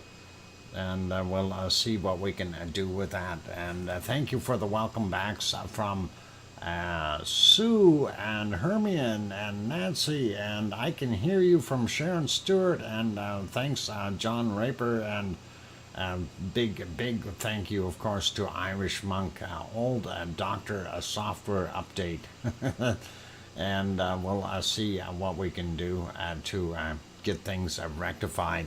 I know right after I finish with the stream here, we're going to shut down everything and reboot the modem as well, because something is causing this, and I don't know if it's just the computer or if it's something going wacko here. Apparently I'm not needing any software updates according to this, but we're going to run through that and see anyway. So we may end up just modifying the rest of this show a little bit here to get through it, and we'll see what happens. I'm going to pause our wonderful lava here and see if that'll actually work as well. There we go. And software, hardware update. Yeah, well, with all these software updates, I have to wonder what the heck is going on, because even my studio software here is not allowing me to go back to live for some reason. It's sitting here being silly, and I don't quite understand what the heck is going on. Nevertheless, I do appreciate all the support, you guys, and that is pretty awesome. John Raper saying atmospheric. It could be a hamster update. Maybe we do need to do something with that hamster. Let's see if we can carry on. And I know we didn't have very good pictures over at our which one is it?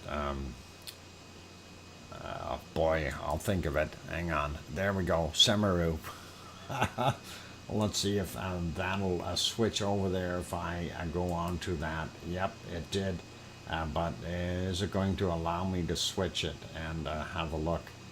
Semaru in the clouds for the most part from what we've seen.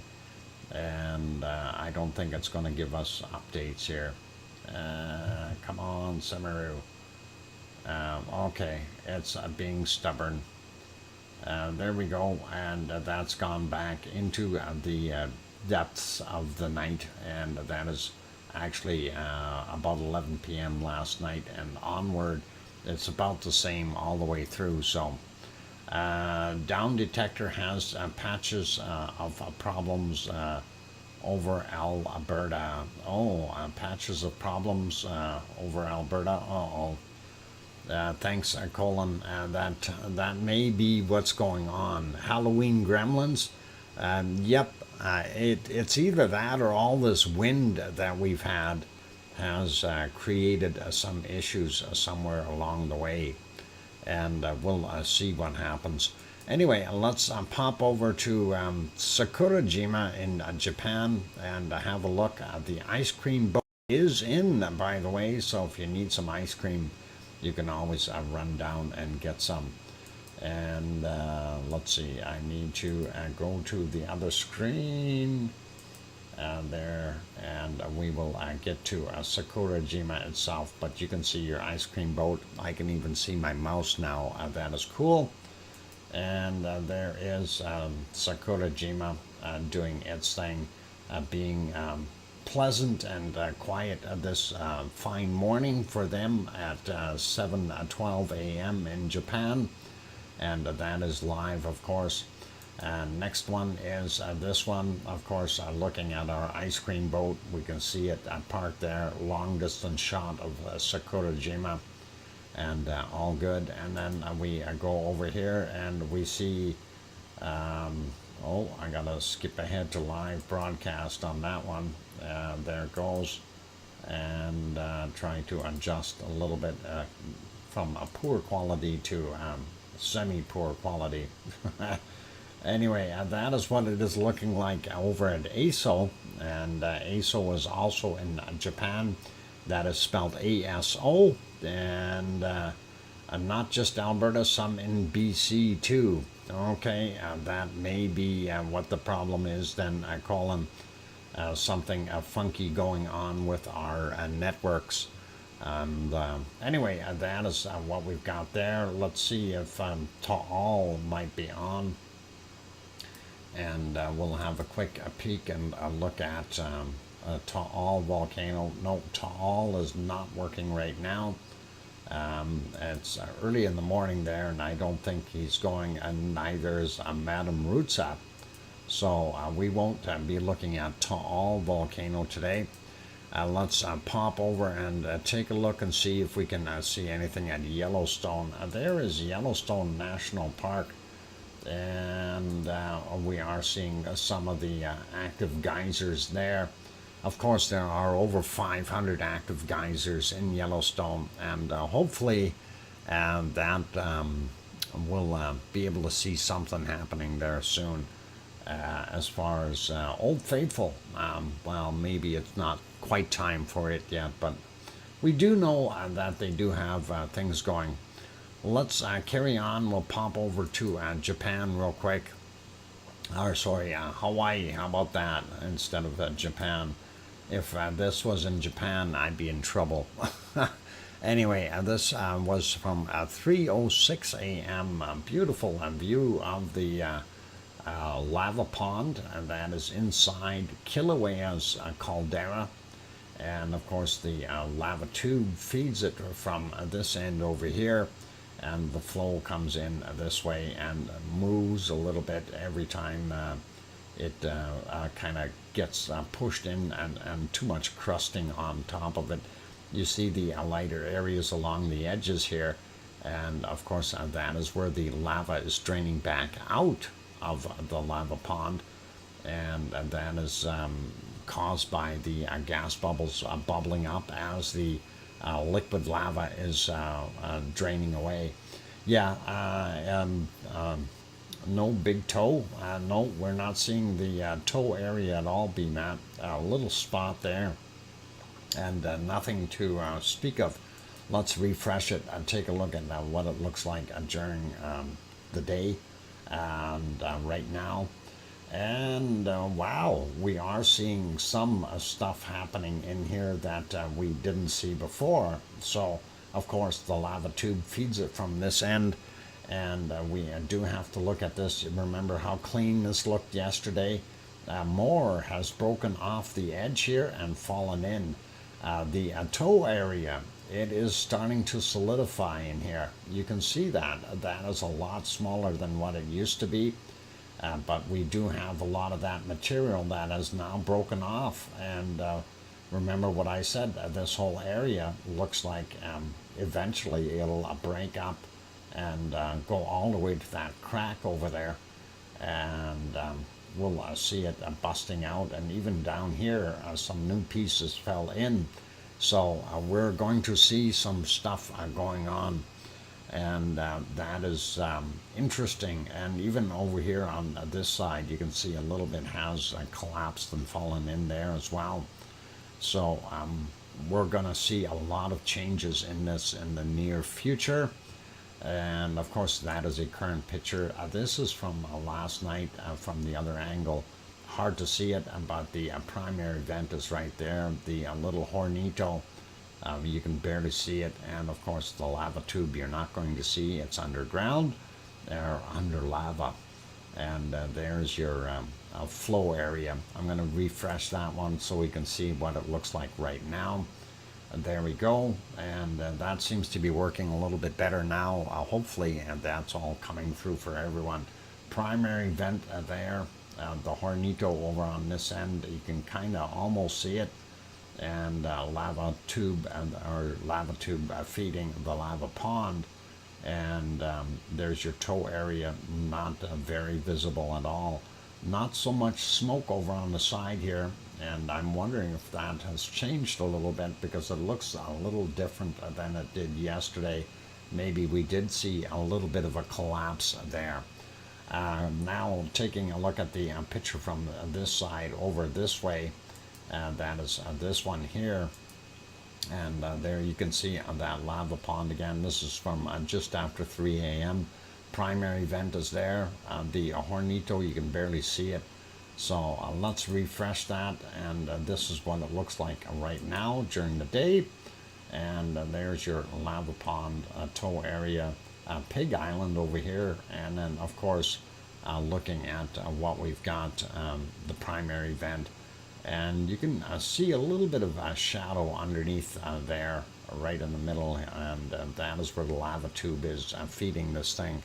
So looking pretty awesome. And let's see, what else we got here. I want to pop over and get to the thermal image, and there we go. And that is pretty cool. We can see a primary vent right there. There's your little Hornito, and of course the lava pond, and that toe again very, very dim as far as what we're seeing there, and that was from 3 a.m. We're going to refresh it. This is what it is right now at 12:14 Hawaii Standard Time, and looks like a lot less brightness coming out of the Hornito here. And I don't know, maybe they've had some earthquakes. We'll have to take a look at that right away. Quick peek over at Mauna Loa's caldera, and we don't see a darn thing in the dark. We'll refresh that. This is what it looks like during the daytime hours, and of course that is a current picture. It is a very large caldera, and I'm not seeing anything new or changes. Little odd here is that almost looks like water. It really does on the edge here. I don't think we've seen that yesterday, and that is a little bit different. So kind of makes a guy wonder, and I'm not sure exactly what is going on there. But that is kind of what we see there in Hawaii. Let's pop over to the earthquake map, if it'll let me do this. And there we go. There's the earthquake map. And zooming in on Hawaii, there's Hawaii in the middle of the Pacific. And as we get closer, you can see the island chain and where it'll be headed. So in about 6 million years, this should be over here. And that'll be pretty cool. And then we'll have the continent of Hawaii in that area. Anyway, let's have a look here and see what they've got for shakers in their area. So Pahala area is this, Mauna Loa up top here. This is Mauna Kea. That's where all the observatories are. And of course Kilauea is over here, and it did have a couple of quakes. And that may be why we seen some of that material broken off. Anyway, let's run through these. 2.1, 1806, 30.5 kilometers down for that one. This one 2.4 and 1:06 a.m. from 12:08. Then we have this one 2.0, 13 minutes after midnight, 34.5 kilometers down. 1.9, and that is 4:08 a.m., 37.5 clicks down for him. This one here is a 2.4 from 10:41, and 32.2 kilometers down, and 2.0 from 11:54, 35.3 kilometers down. And this one here, 2.3. I should be zoomed in a little more. There we go. And that is from 1:05 a.m., 27.7 kilometers down. Moving over, this is the newest one sitting here, and that is a, I don't need to move that. That is a 2.1. I wanted to, why is that not moving right? There we go. 2.1 and 1546, 33.8 clicks down for him. And we'll grab these other ones from the bottom up here. 1.5 and 1522 for that one, 32.2 kilometers down. 1.9, 3:55 a.m., 32.1 kilometers down. This one, 2.0, yesterday's from 2144, 32.4 kilometers down. 1.9, and that is 1:21 a.m., 31.6 clicks down, and 1.8 from 26 minutes after midnight. That is 32.2 kilometers down again. And this one, 2.0, and that is from 3:53 a.m., 32.9 kilometers down for him. Let's go up on the hill here and take a look at Mauna Loa. Now, as what they were saying about Mauna Loa may not erupt after all, well, you never know. Volcanoes are very odd and strange in their activities. Some days you think, yeah, it's going to go, and no way. Other days when you think, okay, well, there's nothing happening, and boom, you've got a lot full of lava. Anyway, 1:47 a.m., this one is 2.4 kilometers above sea level, and that is 1.9, of course. The one that's right here in the caldera from yesterday, actually, and that was 2219, 1.6 kilometers above sea level. This one is another 1.9. Yesterday's 2255 and 0.9 kilometers above sea level. And then the other one, also yesterday's 2140 and 1.9 kilometers above sea level. And that is where we had a lot larger swarm before. The same thing with everything here in the caldera. It's calmed down quite a bit. Moving over towards Kilauea, we see 3 quakes in that area. 1.7, 12:58 was the time on that. That is 2.4 kilometers below sea level. And then we have the 2 that are right within the caldera. We have a 1.7 from 1302, and that is 300 meters below sea level. And then we have this guy, 1.8 from 1330, and that is 1.2 kilometers down. And kind of makes a guy wonder, what the heck is going on there? We got some funky things happening in Hawaii. And hopefully it won't be anything really, really bad for them or anything like that. Anyway, let's run around real quick and take a look. 4.2 up here in Etna, Alaska. And that is from today, 1343, 35 kilometers down for that quake. And if we look here along the western seaboard, we don't see a heck of a lot of different stuff. It's all pretty much the same for the San Andreas Fault and the subduction, of course. We are seeing these small ones, although we're not seeing any very fresh ones up here. So the next one we may see maybe a little bit of a jolt for the Wanda-Fuca plate subducting underneath the North American plate there. Sliding down, though, we do see a little bit of a swarm right off the coast, right here. And there's a whole bunch of them piled up, 5.3 from 1652 yesterday, 5.1 from 1445 today, 10 kilometers down for him. And then he's got a 4.5, yesterday's 2126. Another one underneath here, 5.2 from yesterday's 1735. Then we get some of these stragglers that are a little more loose. Yesterday's 1813 was the time on that 4.9. 4.4 yesterday's as well at 1809, and then this 4.6 from today at 1:31 a.m.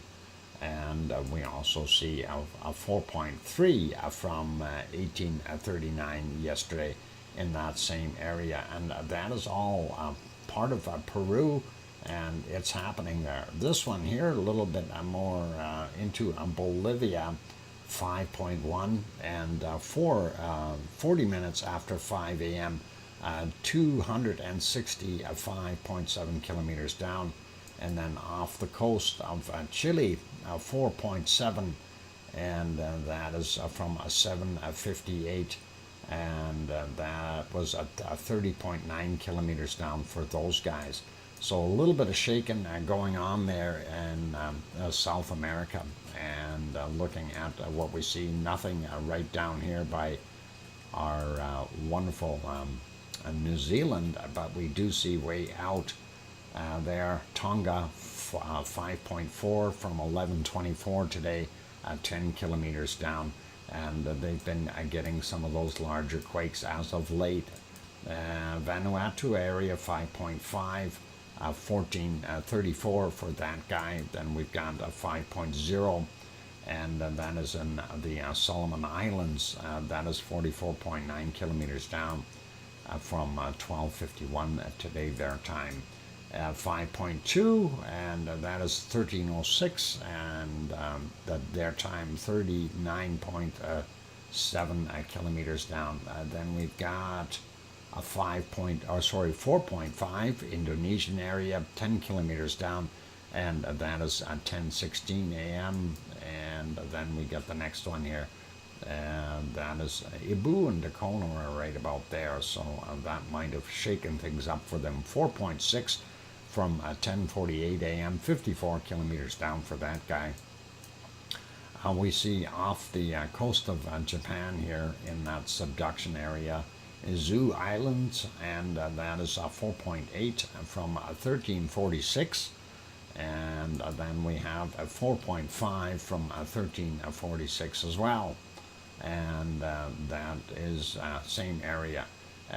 We already got him. There's actually a bunch of them right here. I shouldn't have just gone with the one. 4.7 from 13:41. Then we have a 3.4 from 6:19 a.m. Then you got a 4.5 from 13:40. You got a 4.8 from 7:24 a.m. 42 clicks down for that one, 31.9 for this one, and 19.2 for that one. This one here was 21.3 kilometers down, 13:41 for that 4.7, and then the 4.2 from 13:43. So definitely something going on there, and likely subduction. And we'll carry on and take a look at some of the other stuff here. We do have this one, Indonesia, 4.5, and that was at 19:02 yesterday their time, 76 kilometers down for that guy. And going up here, this would be Myanmar, 4.4, 94 kilometers down. Yesterday's from 23:38 for that guy. Moving on, looking for other quakes, and we don't see anything else on this particular map. And now let's try. And I know I missed my break, you guys, and I think I do need to go take another break here shortly. I just want to finish up the earthquakes, and then what we can do is move on to the weather. And of course, I'll try to recap everything if we can, if things are working a little bit better. And of course, that is our Canary Islands, and we'll try to get that refreshed real quick. And there we see another quake right in between Gran Canaria and Tenerife, but we're not worried about that one. That one flashing though is what? Not showing up on the map.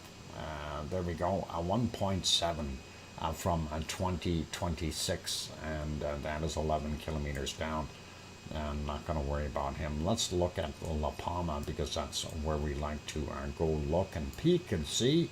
And now I do want to mention about La Palma, since, and I've said this once before, Dr. Fox, it said in the papers yesterday that Hawaii could be a real biggie coming soon.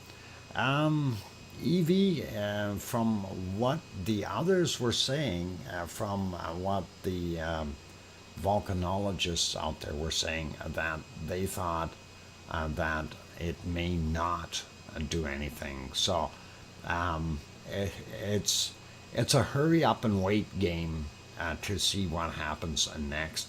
Kim Raudenbush, how did you find the key to the door? Did you see that earthquake? Which one? Talks a computer table. Oh no, not my computer table. And I haven't seen you for a while, Kim Raudenbush. Been suffering without your abuse.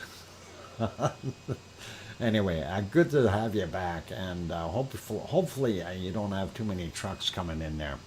Anyway, a couple of quakes there in our wonderful Cumbre Vieja area. We see a 0.9, 4:43 a.m., 7 kilometers down for that 0.9. The other 0.9 here, being really busy at work. Wow, Kim, that is, I guess that's what it is. 0.9 for this guy, 6:47 a.m., 11 kilometers down, and then the other one a little bit further away from that Cumbre Vieja area, and that is another 0.9. They're all 0.9s today, 6:49 and 12 clicks down on that one, and the other one was just on the shoreline as well. The first one was over by Cumbre Vieja's lava flows. So that is kind of what we've got there. And a real quick shot into the gates closed today. Thank goodness. All right, gate is closed. That's a good sign. I'm going to refresh this one. And like I say, we'll finish off with this map. And then I am going to go take another break, and then after that we'll come back and do our wonderful weather. So we'll see what we can do with that. We'll see what we can come up with. Now, let's see if this will come up. And yep, it is kind of sort of working. And we'll go from there. Maybe show me some stuff on the screen. There we go, and zoom in a little bit, and move over, and look, and quick look. We are still the normal here in Iceland and Azores, and so nothing new there. Not seeing any new volcanoes down in Chile or Peru. Everything is pretty normal there. Our friends here, Cotopaxi, still there, showing as a yellow in Ecuador, and Cerro Negro de Mayas Cure still there. Anyway, Reventator, of course, and Sangay are both continuing to erupt, and then we also have Persei still showing on there as a yellow, and Nevado del Ruz still going strong in Colombia. And our guys here in Costa Rica still there. Messiah still showing as active. Tolica still showing as ready to do something, but hasn't done anything. Fuego, of course, is our go-to guy today, with lots of blasts coming out of there. And I haven't heard anything from his buddy here, Santiaguito, being fairly quiet. And of course, Popocatepetl hiding in the clouds, not letting us see what it's up to, and sliding across the top of the Aleutian Islands. Here's where all those quakes are, and that is very close to the Great Sitkans volcano. And I'm just wondering if we actually have a picture of one of them.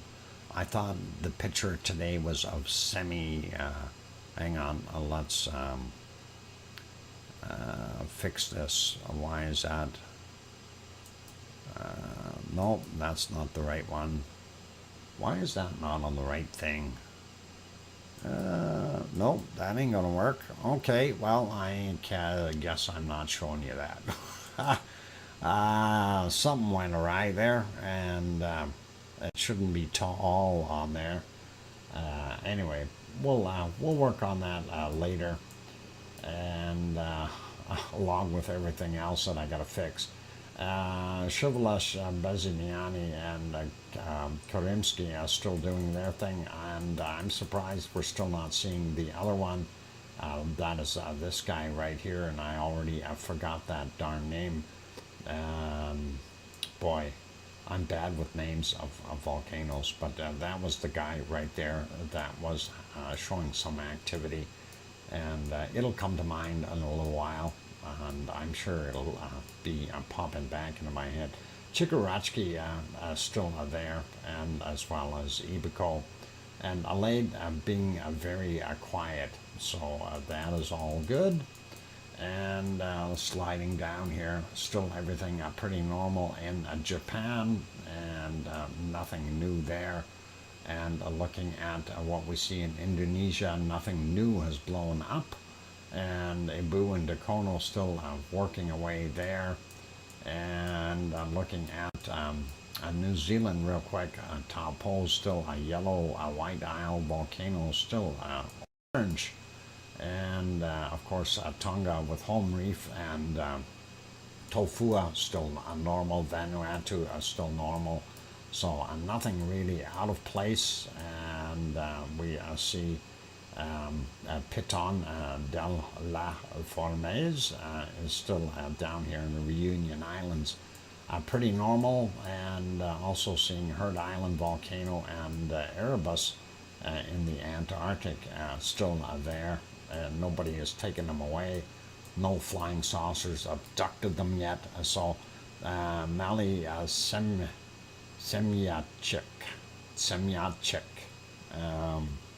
is what it is. Thank you, Sue Hayes. That now that I see the name partially typed out there, and pretty awesome. Urta Ale still there. And of course, Etna still showing as an orange volcano, and Stromboli. And there's Kim Raudenbush's favorite volcano, Stromboli. And of course, there's Campy as well. And on that friendly note, I am going to go take a break. Its name is Barfengarf. Aha, Barfengarf. That's always the name when you can't remember that one. Okay, and I'll have to, I'll figure out how to remember Barfengarf, because that is just as obscure as the volcano itself.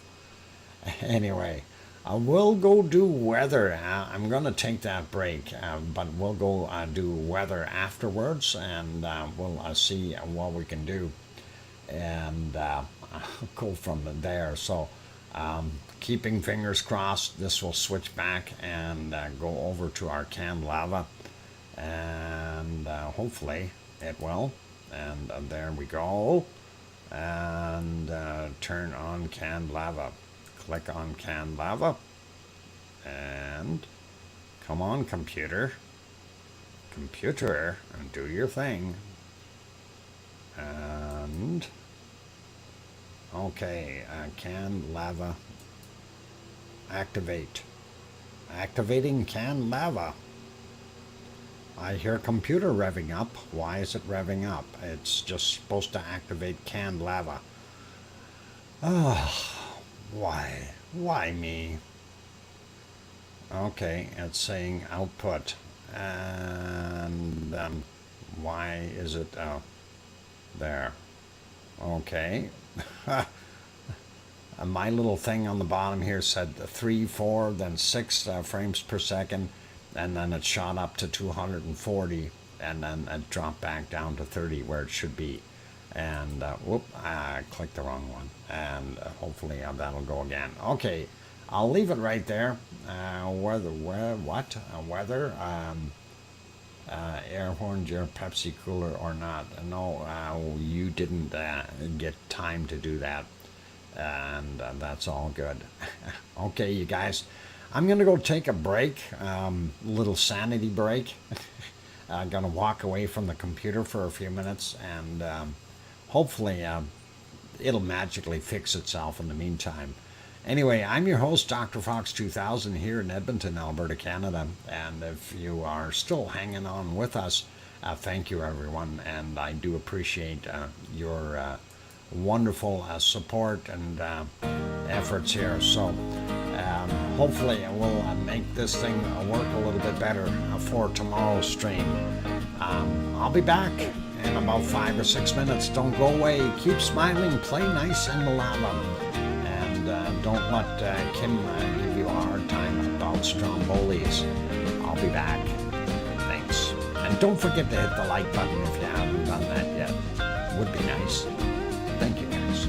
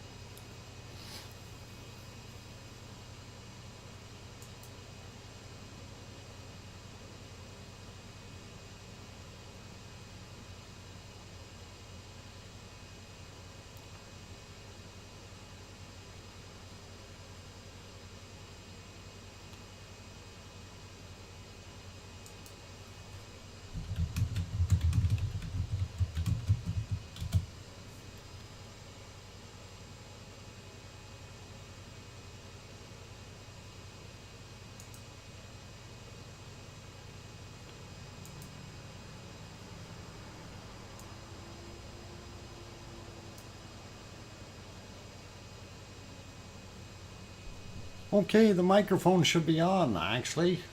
Mic is on. I hear Doc typing. I rebooted the mic, turned on all by itself. It's a good thing I didn't say anything bad. Oh my God. Okay. Is it okay to whip hamsters?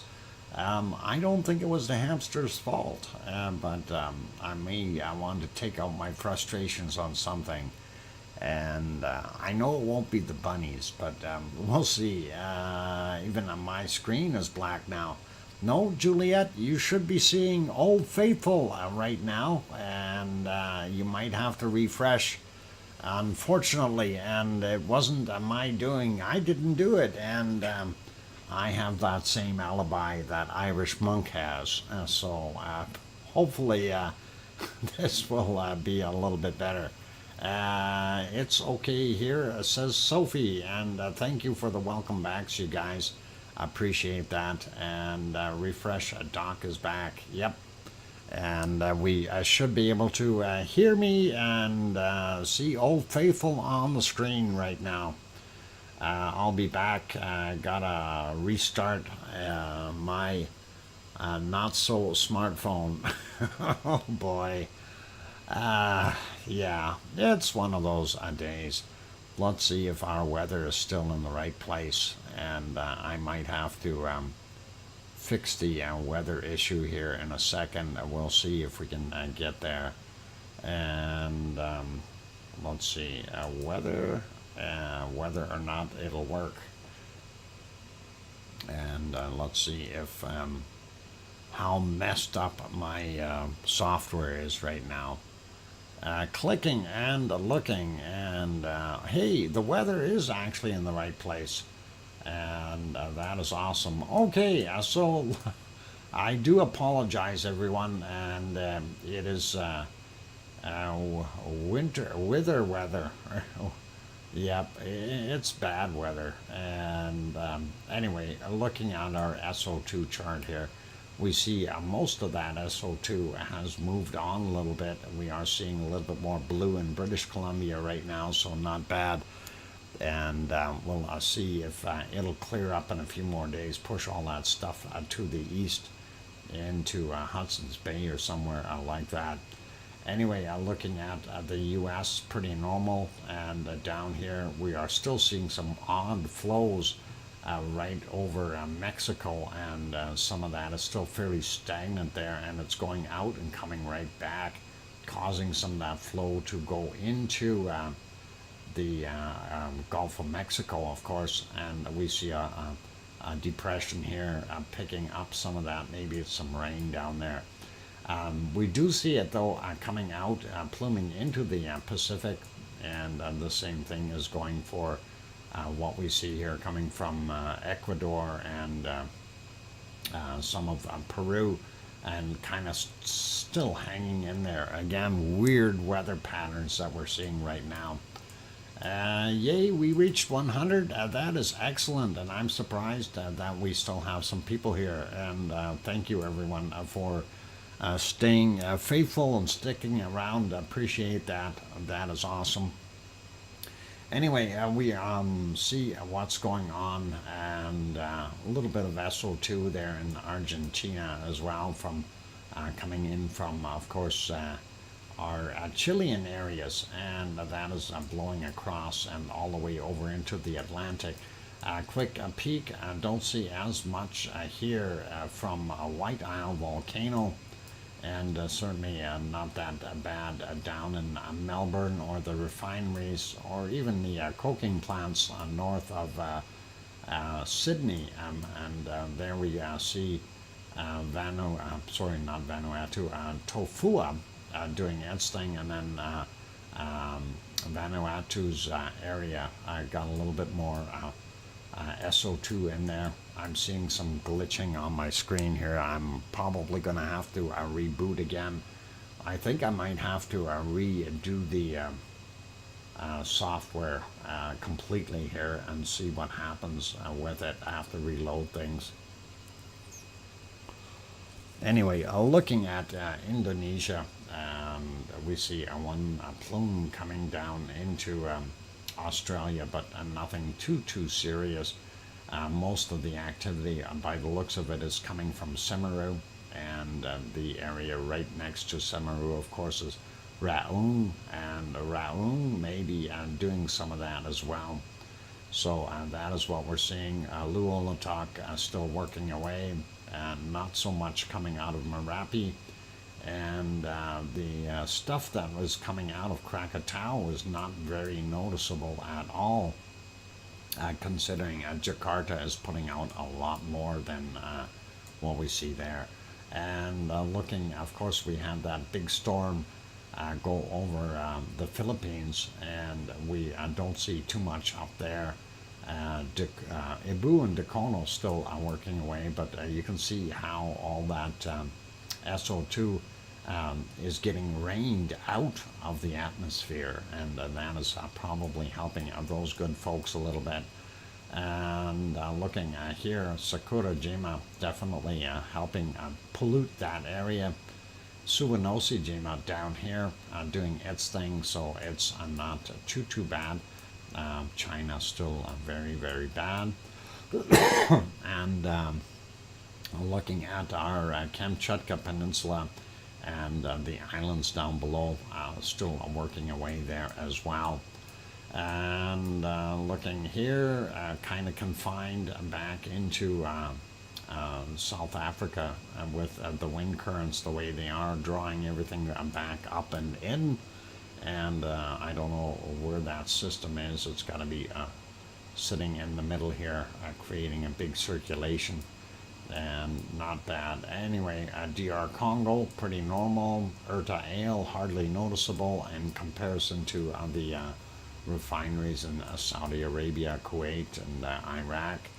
And possibly, well, I don't think any of that is really getting over here, but this stuff certainly is circulating there. So seeing what's coming off of Etna, sliding down into the Sahara Desert down below, and not that much going on there. So we do see, this is our Stromboli update here, and we'll do a quick peek and let that run and see how much is actually coming out of there. And that crater sure has changed a bunch, and definitely a little different. Whether the whether we go we wither with the weather, we wither with the weather. Well, whether or not we like it. Thank you very kindly, Irish Monk, and that is an awesome super chat. Irish Monk, and another one of those mega millions, big ones there. Thank you very kindly. Do appreciate that wonderful support, Irish Monk, and you are an awesome person, and no matter what the monk has said about you. And wrote that back in 1200. Oh, okay. And that is cool. Thank you very kindly. Okay, moving on, and let's try not to wither here. And new Irish Monkland, by the way, it looks fairly clear, no SO2. We do have some SO2 in Germany and Holland, and by the looks of it, not as bad in Belgium, and nothing too bad in England or old Irish Monkland, and that is over here, of course. And then we are seeing pretty clear skies in most of those other places, including here in Iceland, a little bit coming from the Reykjavik area, and possibly the aluminum smelting plant. So that is what we've got. Sahara sands. Yep, Sahara sands are fine sands. We like sands. Bad sands, good sands, all sands. And let's see if we can wither the weather.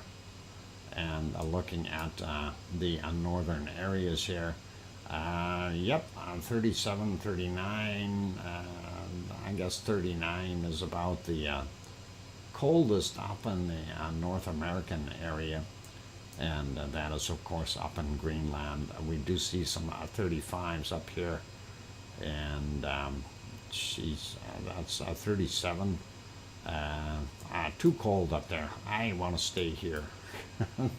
Anyway, we are seeing some colder weather up minus 20s, 21s up in Alaska, and also up here in Northwest Territories, and none of it. And I hope it stays up there because I want none of it. And looking at British Columbia, not bad. Still doing its thing. A little warmer in Alberta today in comparison to yesterday, but still, I mean, seasonal, I guess, is for the most part. It looks like 8 degrees here in Edmonton right now. That's not too bad. Vancouver was coming in at about 10, 11, and that isn't too bad either. Calgary 10, Winnipeg coming in at 11. I'm surprised it's a little warmer there. We do see that portions of Ontario had a little bit of a warm spell coming through, but for the most part, not very, very warm at all. Single digits for what we see there. 9 in Toronto, 9 in Montreal, and Quebec coming in at 7. Looking out here at New Brunswick, single digits as well. And looking at Halifax, 8 degrees, the whole area here. Pretty interesting. Actually, I got to go chase a magpie away. I'll be right back.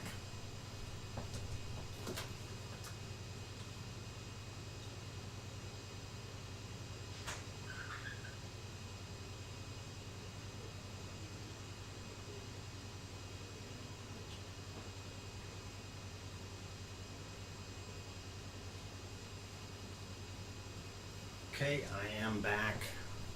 Sorry, you guys, I had to do that. That's Limpy is eating, and Limpy's changing color. He's a spotted bunny now, and I had to do that. Unfortunately, those magpies, they want to torment the rabbits, and I don't want to allow that. So Limpy is bad enough that he's got a broken leg. I want him to survive. I want him to be good, right? So hopefully he'll be okay. At least I think that's Limpy. I can't tell from this angle, actually. That might actually not be Limpy. That might be one of the other ones. But still, definitely changing colors. It's interesting to see the bunnies changing this time of year, and actually quite neat to see multicolored bunnies. I thought I had gone deaf. John, can you hear me now, John?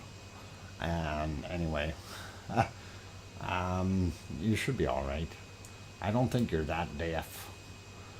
Looking at what we see coming here into the U.S., some cold areas in the Rockies, of course, and that is coming through, of course, Idaho, portions of Montana, and heading down through Wyoming, all the way into Colorado, and that is what we see there. It looks like the western coastline was a little bit warmer than it was yesterday, and not too bad out in California today, and looks like maybe about 26, 28 degrees maybe in Death Valley today. We'll see.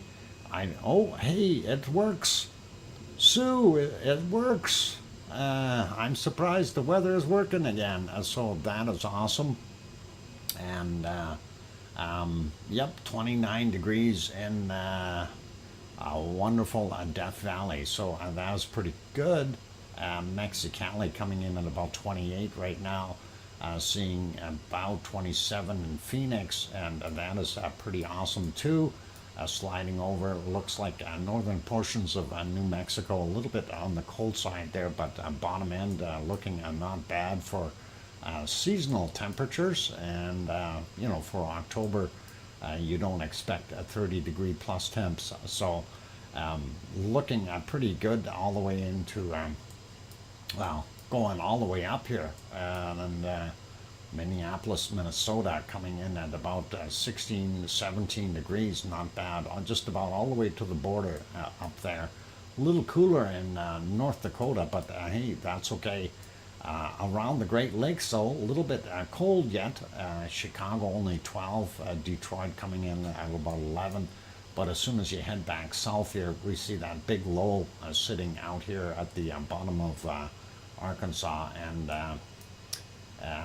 of course Mississippi, New Orleans, down here, looking at New Orleans, 22 degrees, so not bad. And of course Louisiana, Mississippi areas, not bad weather. Same thing with Alabama. Actually looks like the warmest place right now. Fairly nice there. Looking at Georgia, not quite as warm, but still relatively good, and only about 27 as the high temp down in Florida, and that's kind of seasonal again. And looking at what we're seeing, South Carolina 15, 16 degrees Celsius, North Carolina maybe about the same, and maybe even a little bit warmer depending on where you are. Charlotte coming in at 16 degrees Celsius. Grandma B's place about 14 degrees Celsius, so a little bit more of a wind blowing on the east coast here. And then as soon as you get north of that, we are down to colder temps, and seeing Baltimore at 12, Philadelphia 11, and New York coming in at about 11. 11 is about 52, 53 degrees Fahrenheit, and just so you know. And about 49, 50 in Boston, and of course Halifax 8 degrees Celsius. I don't know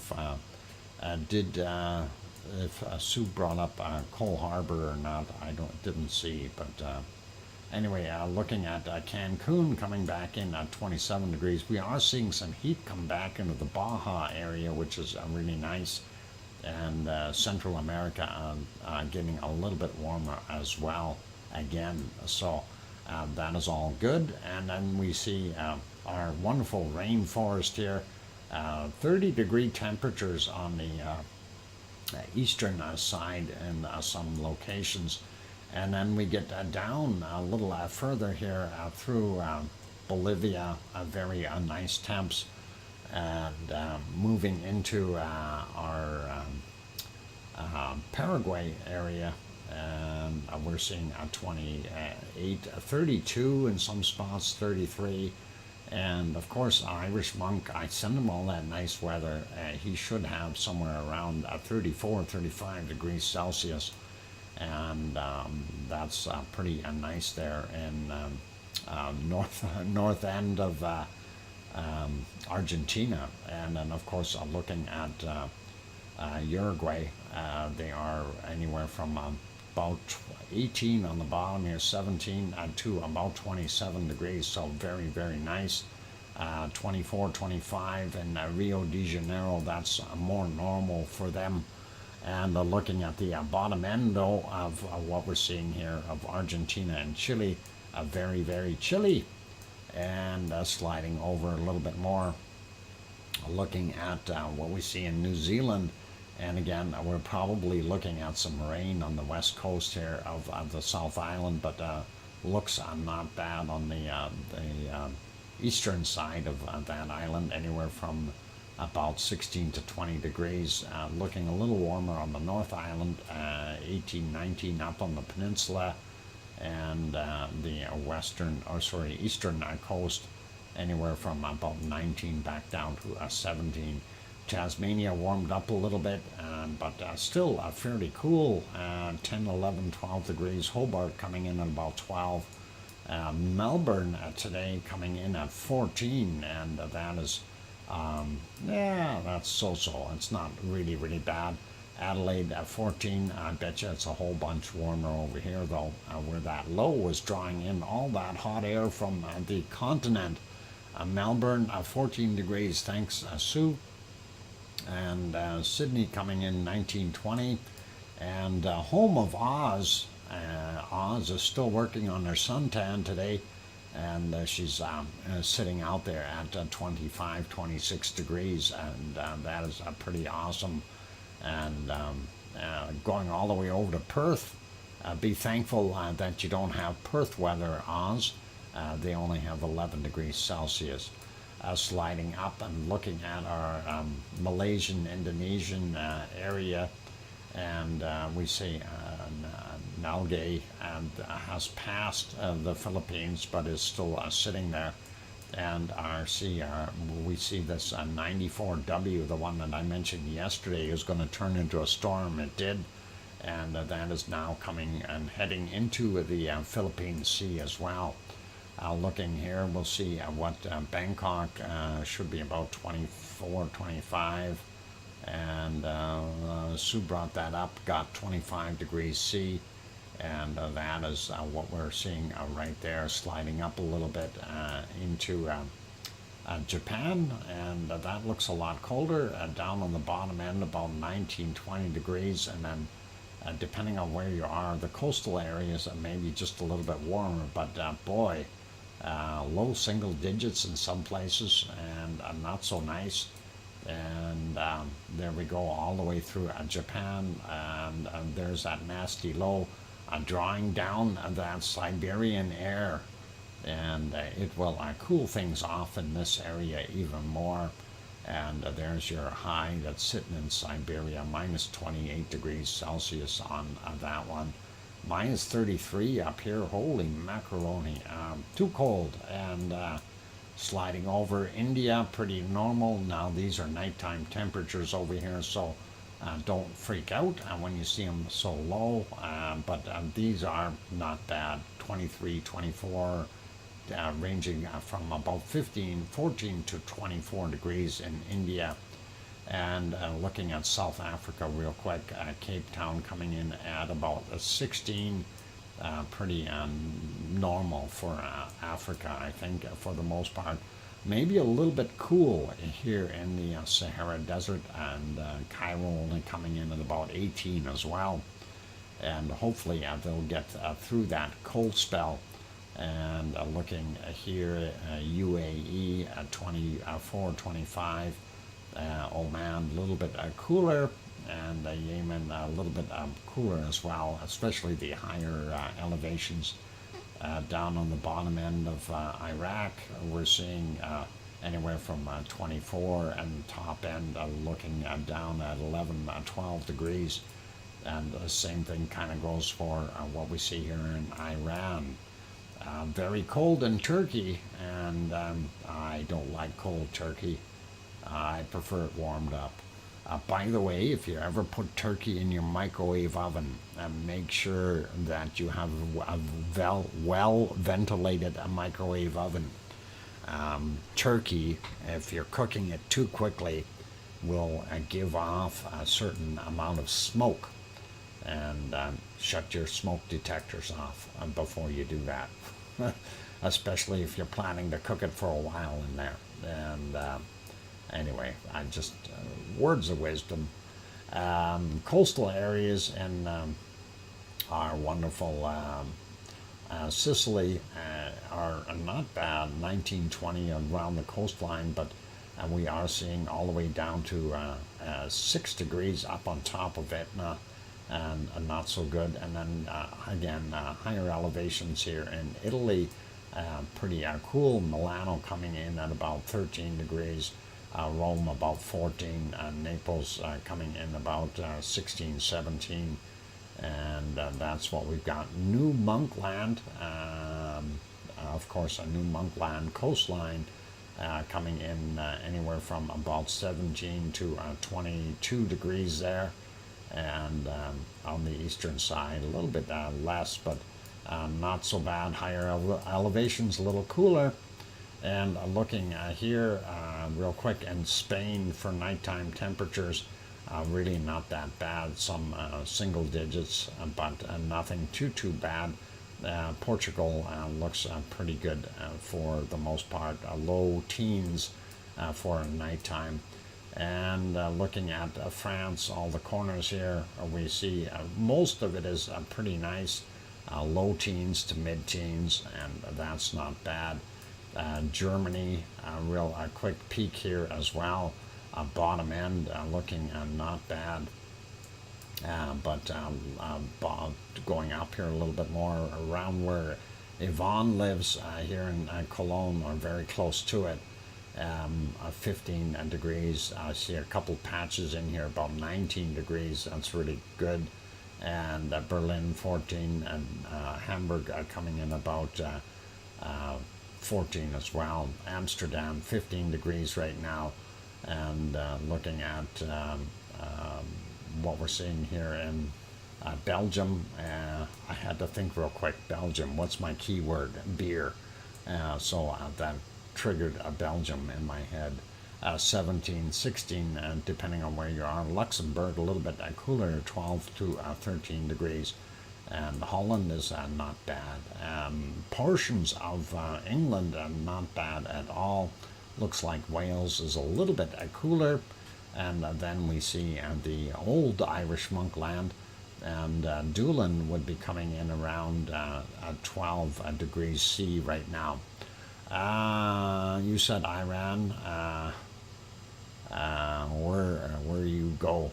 I ran over there, and then I ran back. I hope you've seen that. You didn't even see me run, so how could you tell if I ran or not? What do you think, Kim Robinbush? Anyway, the play of words and the soliloquy of essence. Oh, man. Anyway, let's see. What do we got in Copenhagen? 12 degrees, and not bad there. 11 out the coastline. Sliding up a little bit more. Stockholm about 7 today. Oslo a little bit colder, 5, 6 degrees. Riga a little bit warmer at 11. And Leningrad, St. Petersburg, about 7 degrees there. And a little bit warmer in Moscow today at a whopping 10. And sliding over to what we've got in Iceland, and we'll take a look there.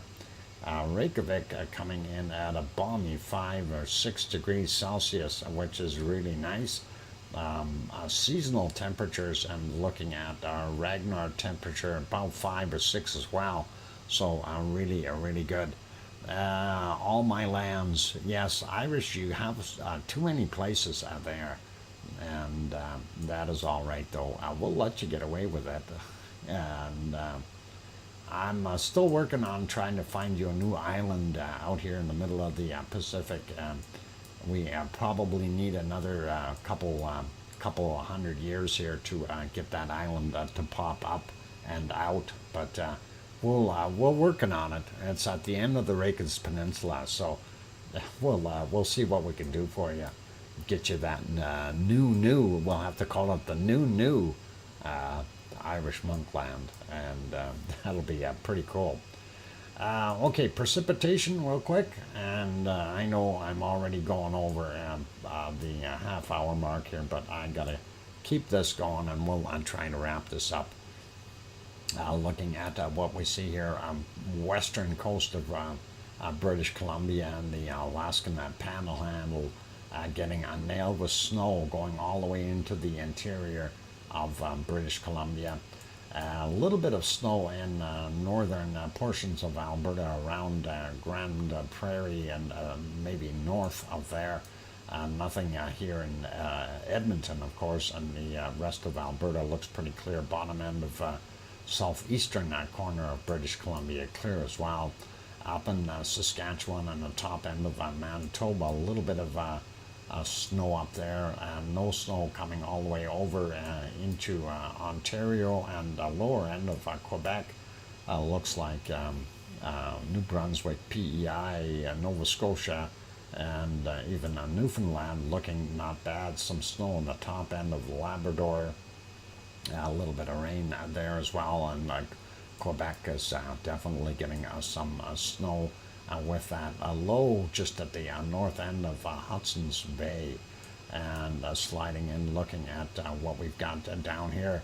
There is a storm, and that storm, of course, is doing all kinds of weird things, and that is a low pressure, and that is got everything drawn in there, and we see it going up just through the bottom end of Louisiana, New Orleans, I should say, down there, Mobile, Alabama. Definitely getting some, and maybe just a tiny bit into the panhandle of Florida, and then we see some odd storms throughout Florida, but not much on the eastern coast. So looking pretty dry over there for them, sliding down into Mexico, and we are seeing that stuff right around Mexico City. They're getting some rain. It looks like Acapulco has got water coming down there, a little drier up in the northern portions. Cancun still dry, just a little bit further in off the coastline on the Yucatan Peninsula, getting some rain. And variable stuff there in the other countries till you get down to Costa Rica, and that area we're seeing quite a bit of rain for those good people. And of course here's that low that is creating itself into a storm, and that is getting everything from the Dominican Republic and Puerto Rico, etc., and a lot of the stuff in the Caribbean, getting them all some rain, and that is not necessarily the best, but at least it's not a super big hurricane that's zipping through there. You know, they don't mind a little rain now and again, but it is what it is. Anyway, looking at Brazil and the Amazon for the most part, not looking bad at all. And up here where it's our top end of Argentina, where it's really dry, very few showers happening there, but we do see where that cold cutoff is, where the cold meets the warm, right along that little trough here. We're seeing some moisture dropping. Uruguay is getting some rain, and then of course Sao Paulo and just inland from Rio de Janeiro, they've got some rain there as well. Snowstorms and stuff down here on the bottom end of Chile, and the high down here, bringing up some of that snow. Not good for them, but hey, it is what it is. We can't fix that.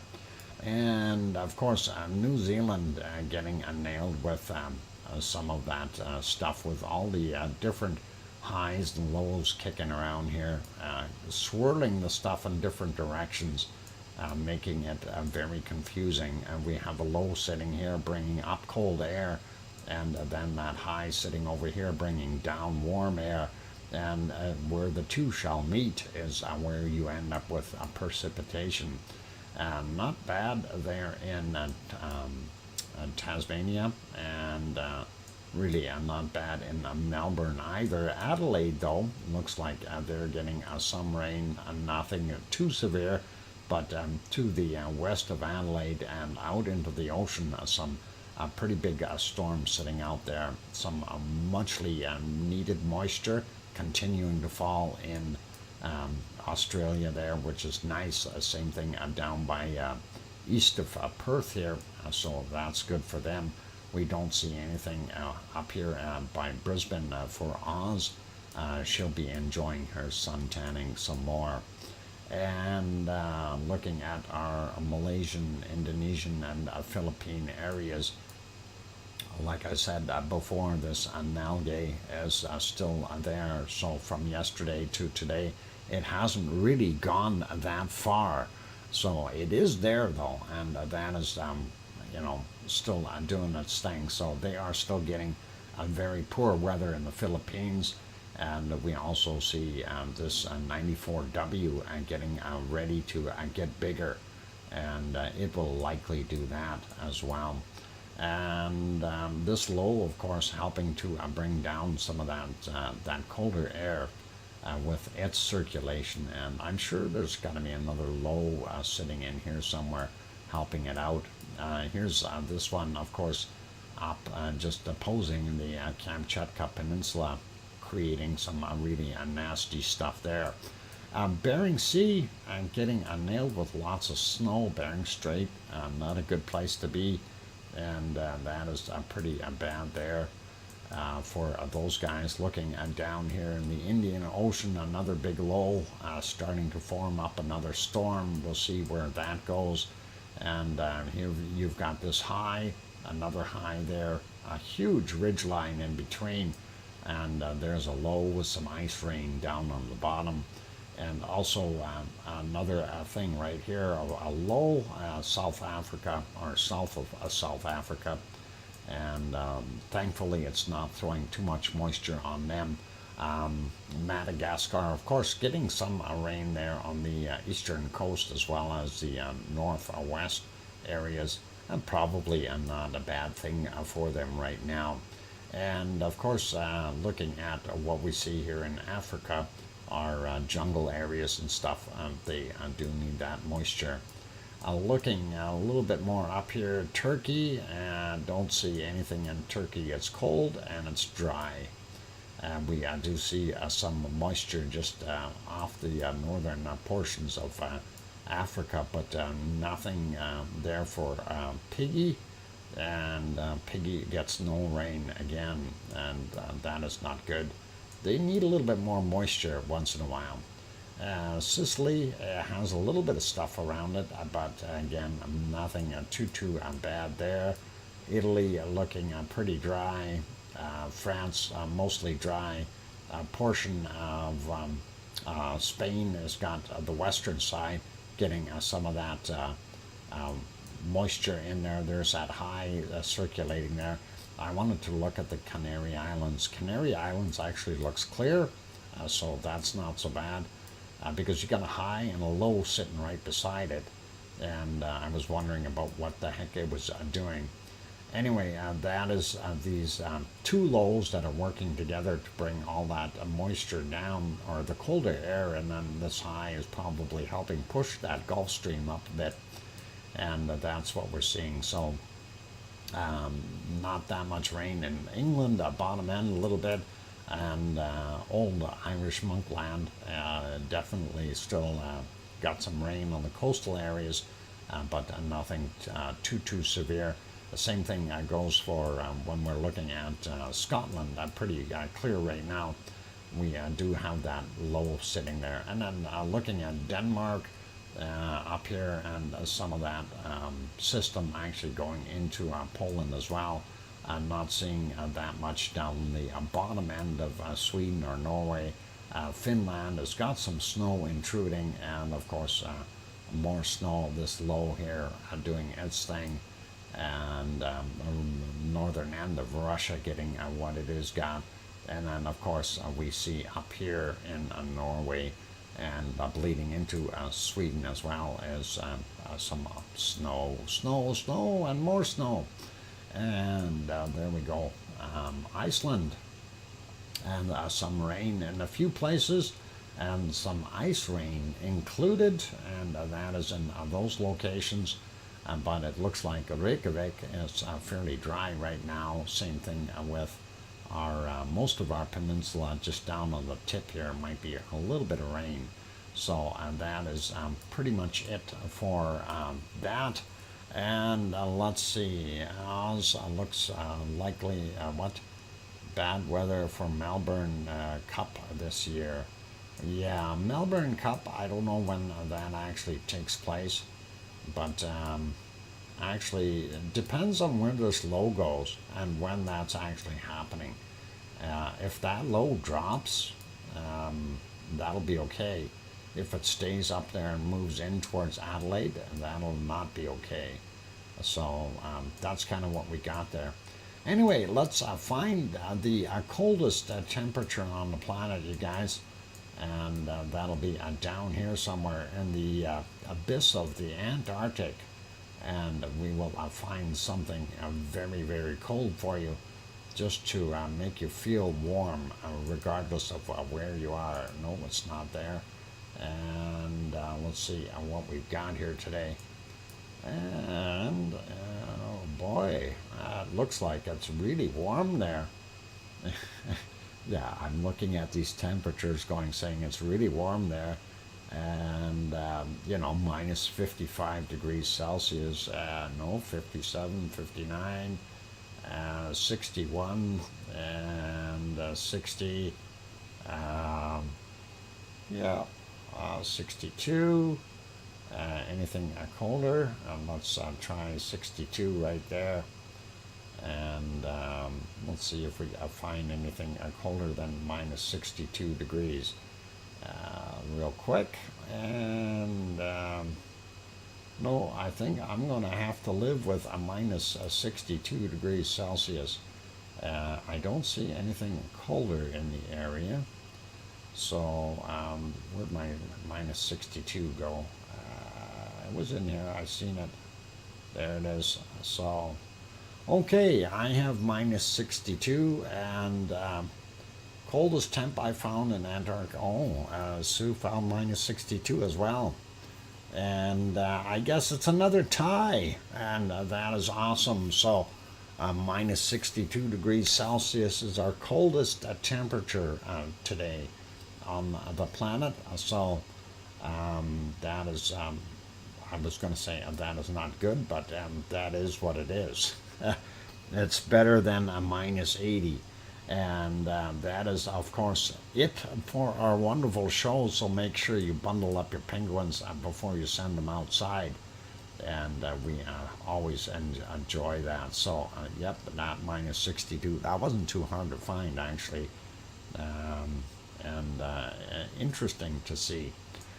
Anyway, that wraps it up for today, you guys, with a computer reboot through the show and everything else, and really messed things up for me, and wasn't expecting to have to reboot, but you know, it is what it is, and I obviously lost all my songs here, so we'll see if we can line up a few tunes to end the show, and we'll throw those on right away. Anyway, for everyone here, I want to say a big thank you to, of course, our wonderful super chatters, and that, of course, is to Sharon Stewart.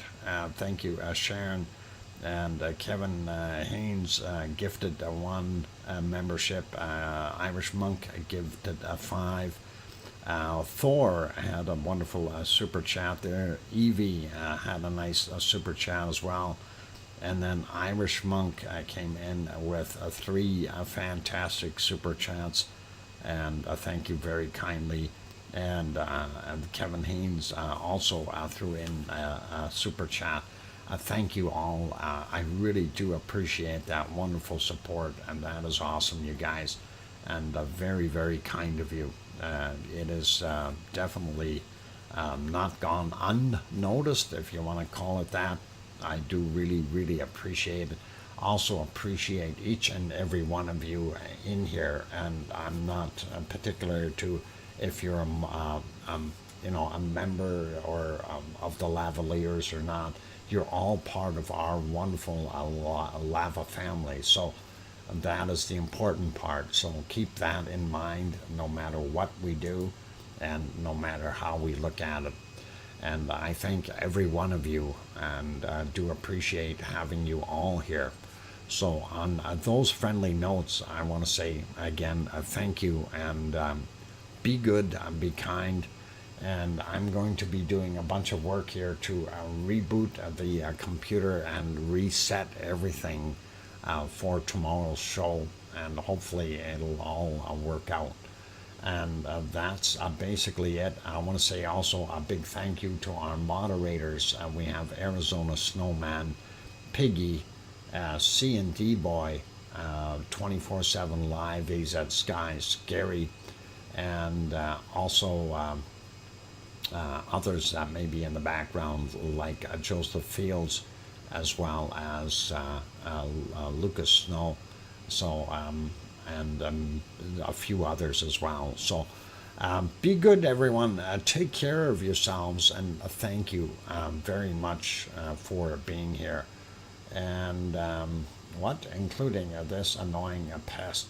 Well, Kim, if it, you know, every show has to have a heckler, and we appreciate you, even if you are a pain. Anyway, be good, Kim, and you take care of yourself, okay? And thank you, everyone, for being here. We do appreciate that. And, it's like I say, you're all part of that wonderful lava family. And we need all the different apples in the basket to have that wonderful group, like one fish. Hey, one fish, get out of that submarine. You don't need one of them. Anyway, on that friendly note, be good and be kind, everyone. And most of all, please, please, tell your loved ones that you love them tonight, for tomorrow is never promised. I'm your host, DrFox2000, here in Edmonton, Alberta, Canada. Thank you, everyone, for sticking with us.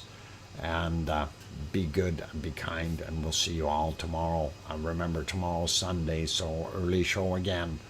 And on that friendly note, take care and oink oink.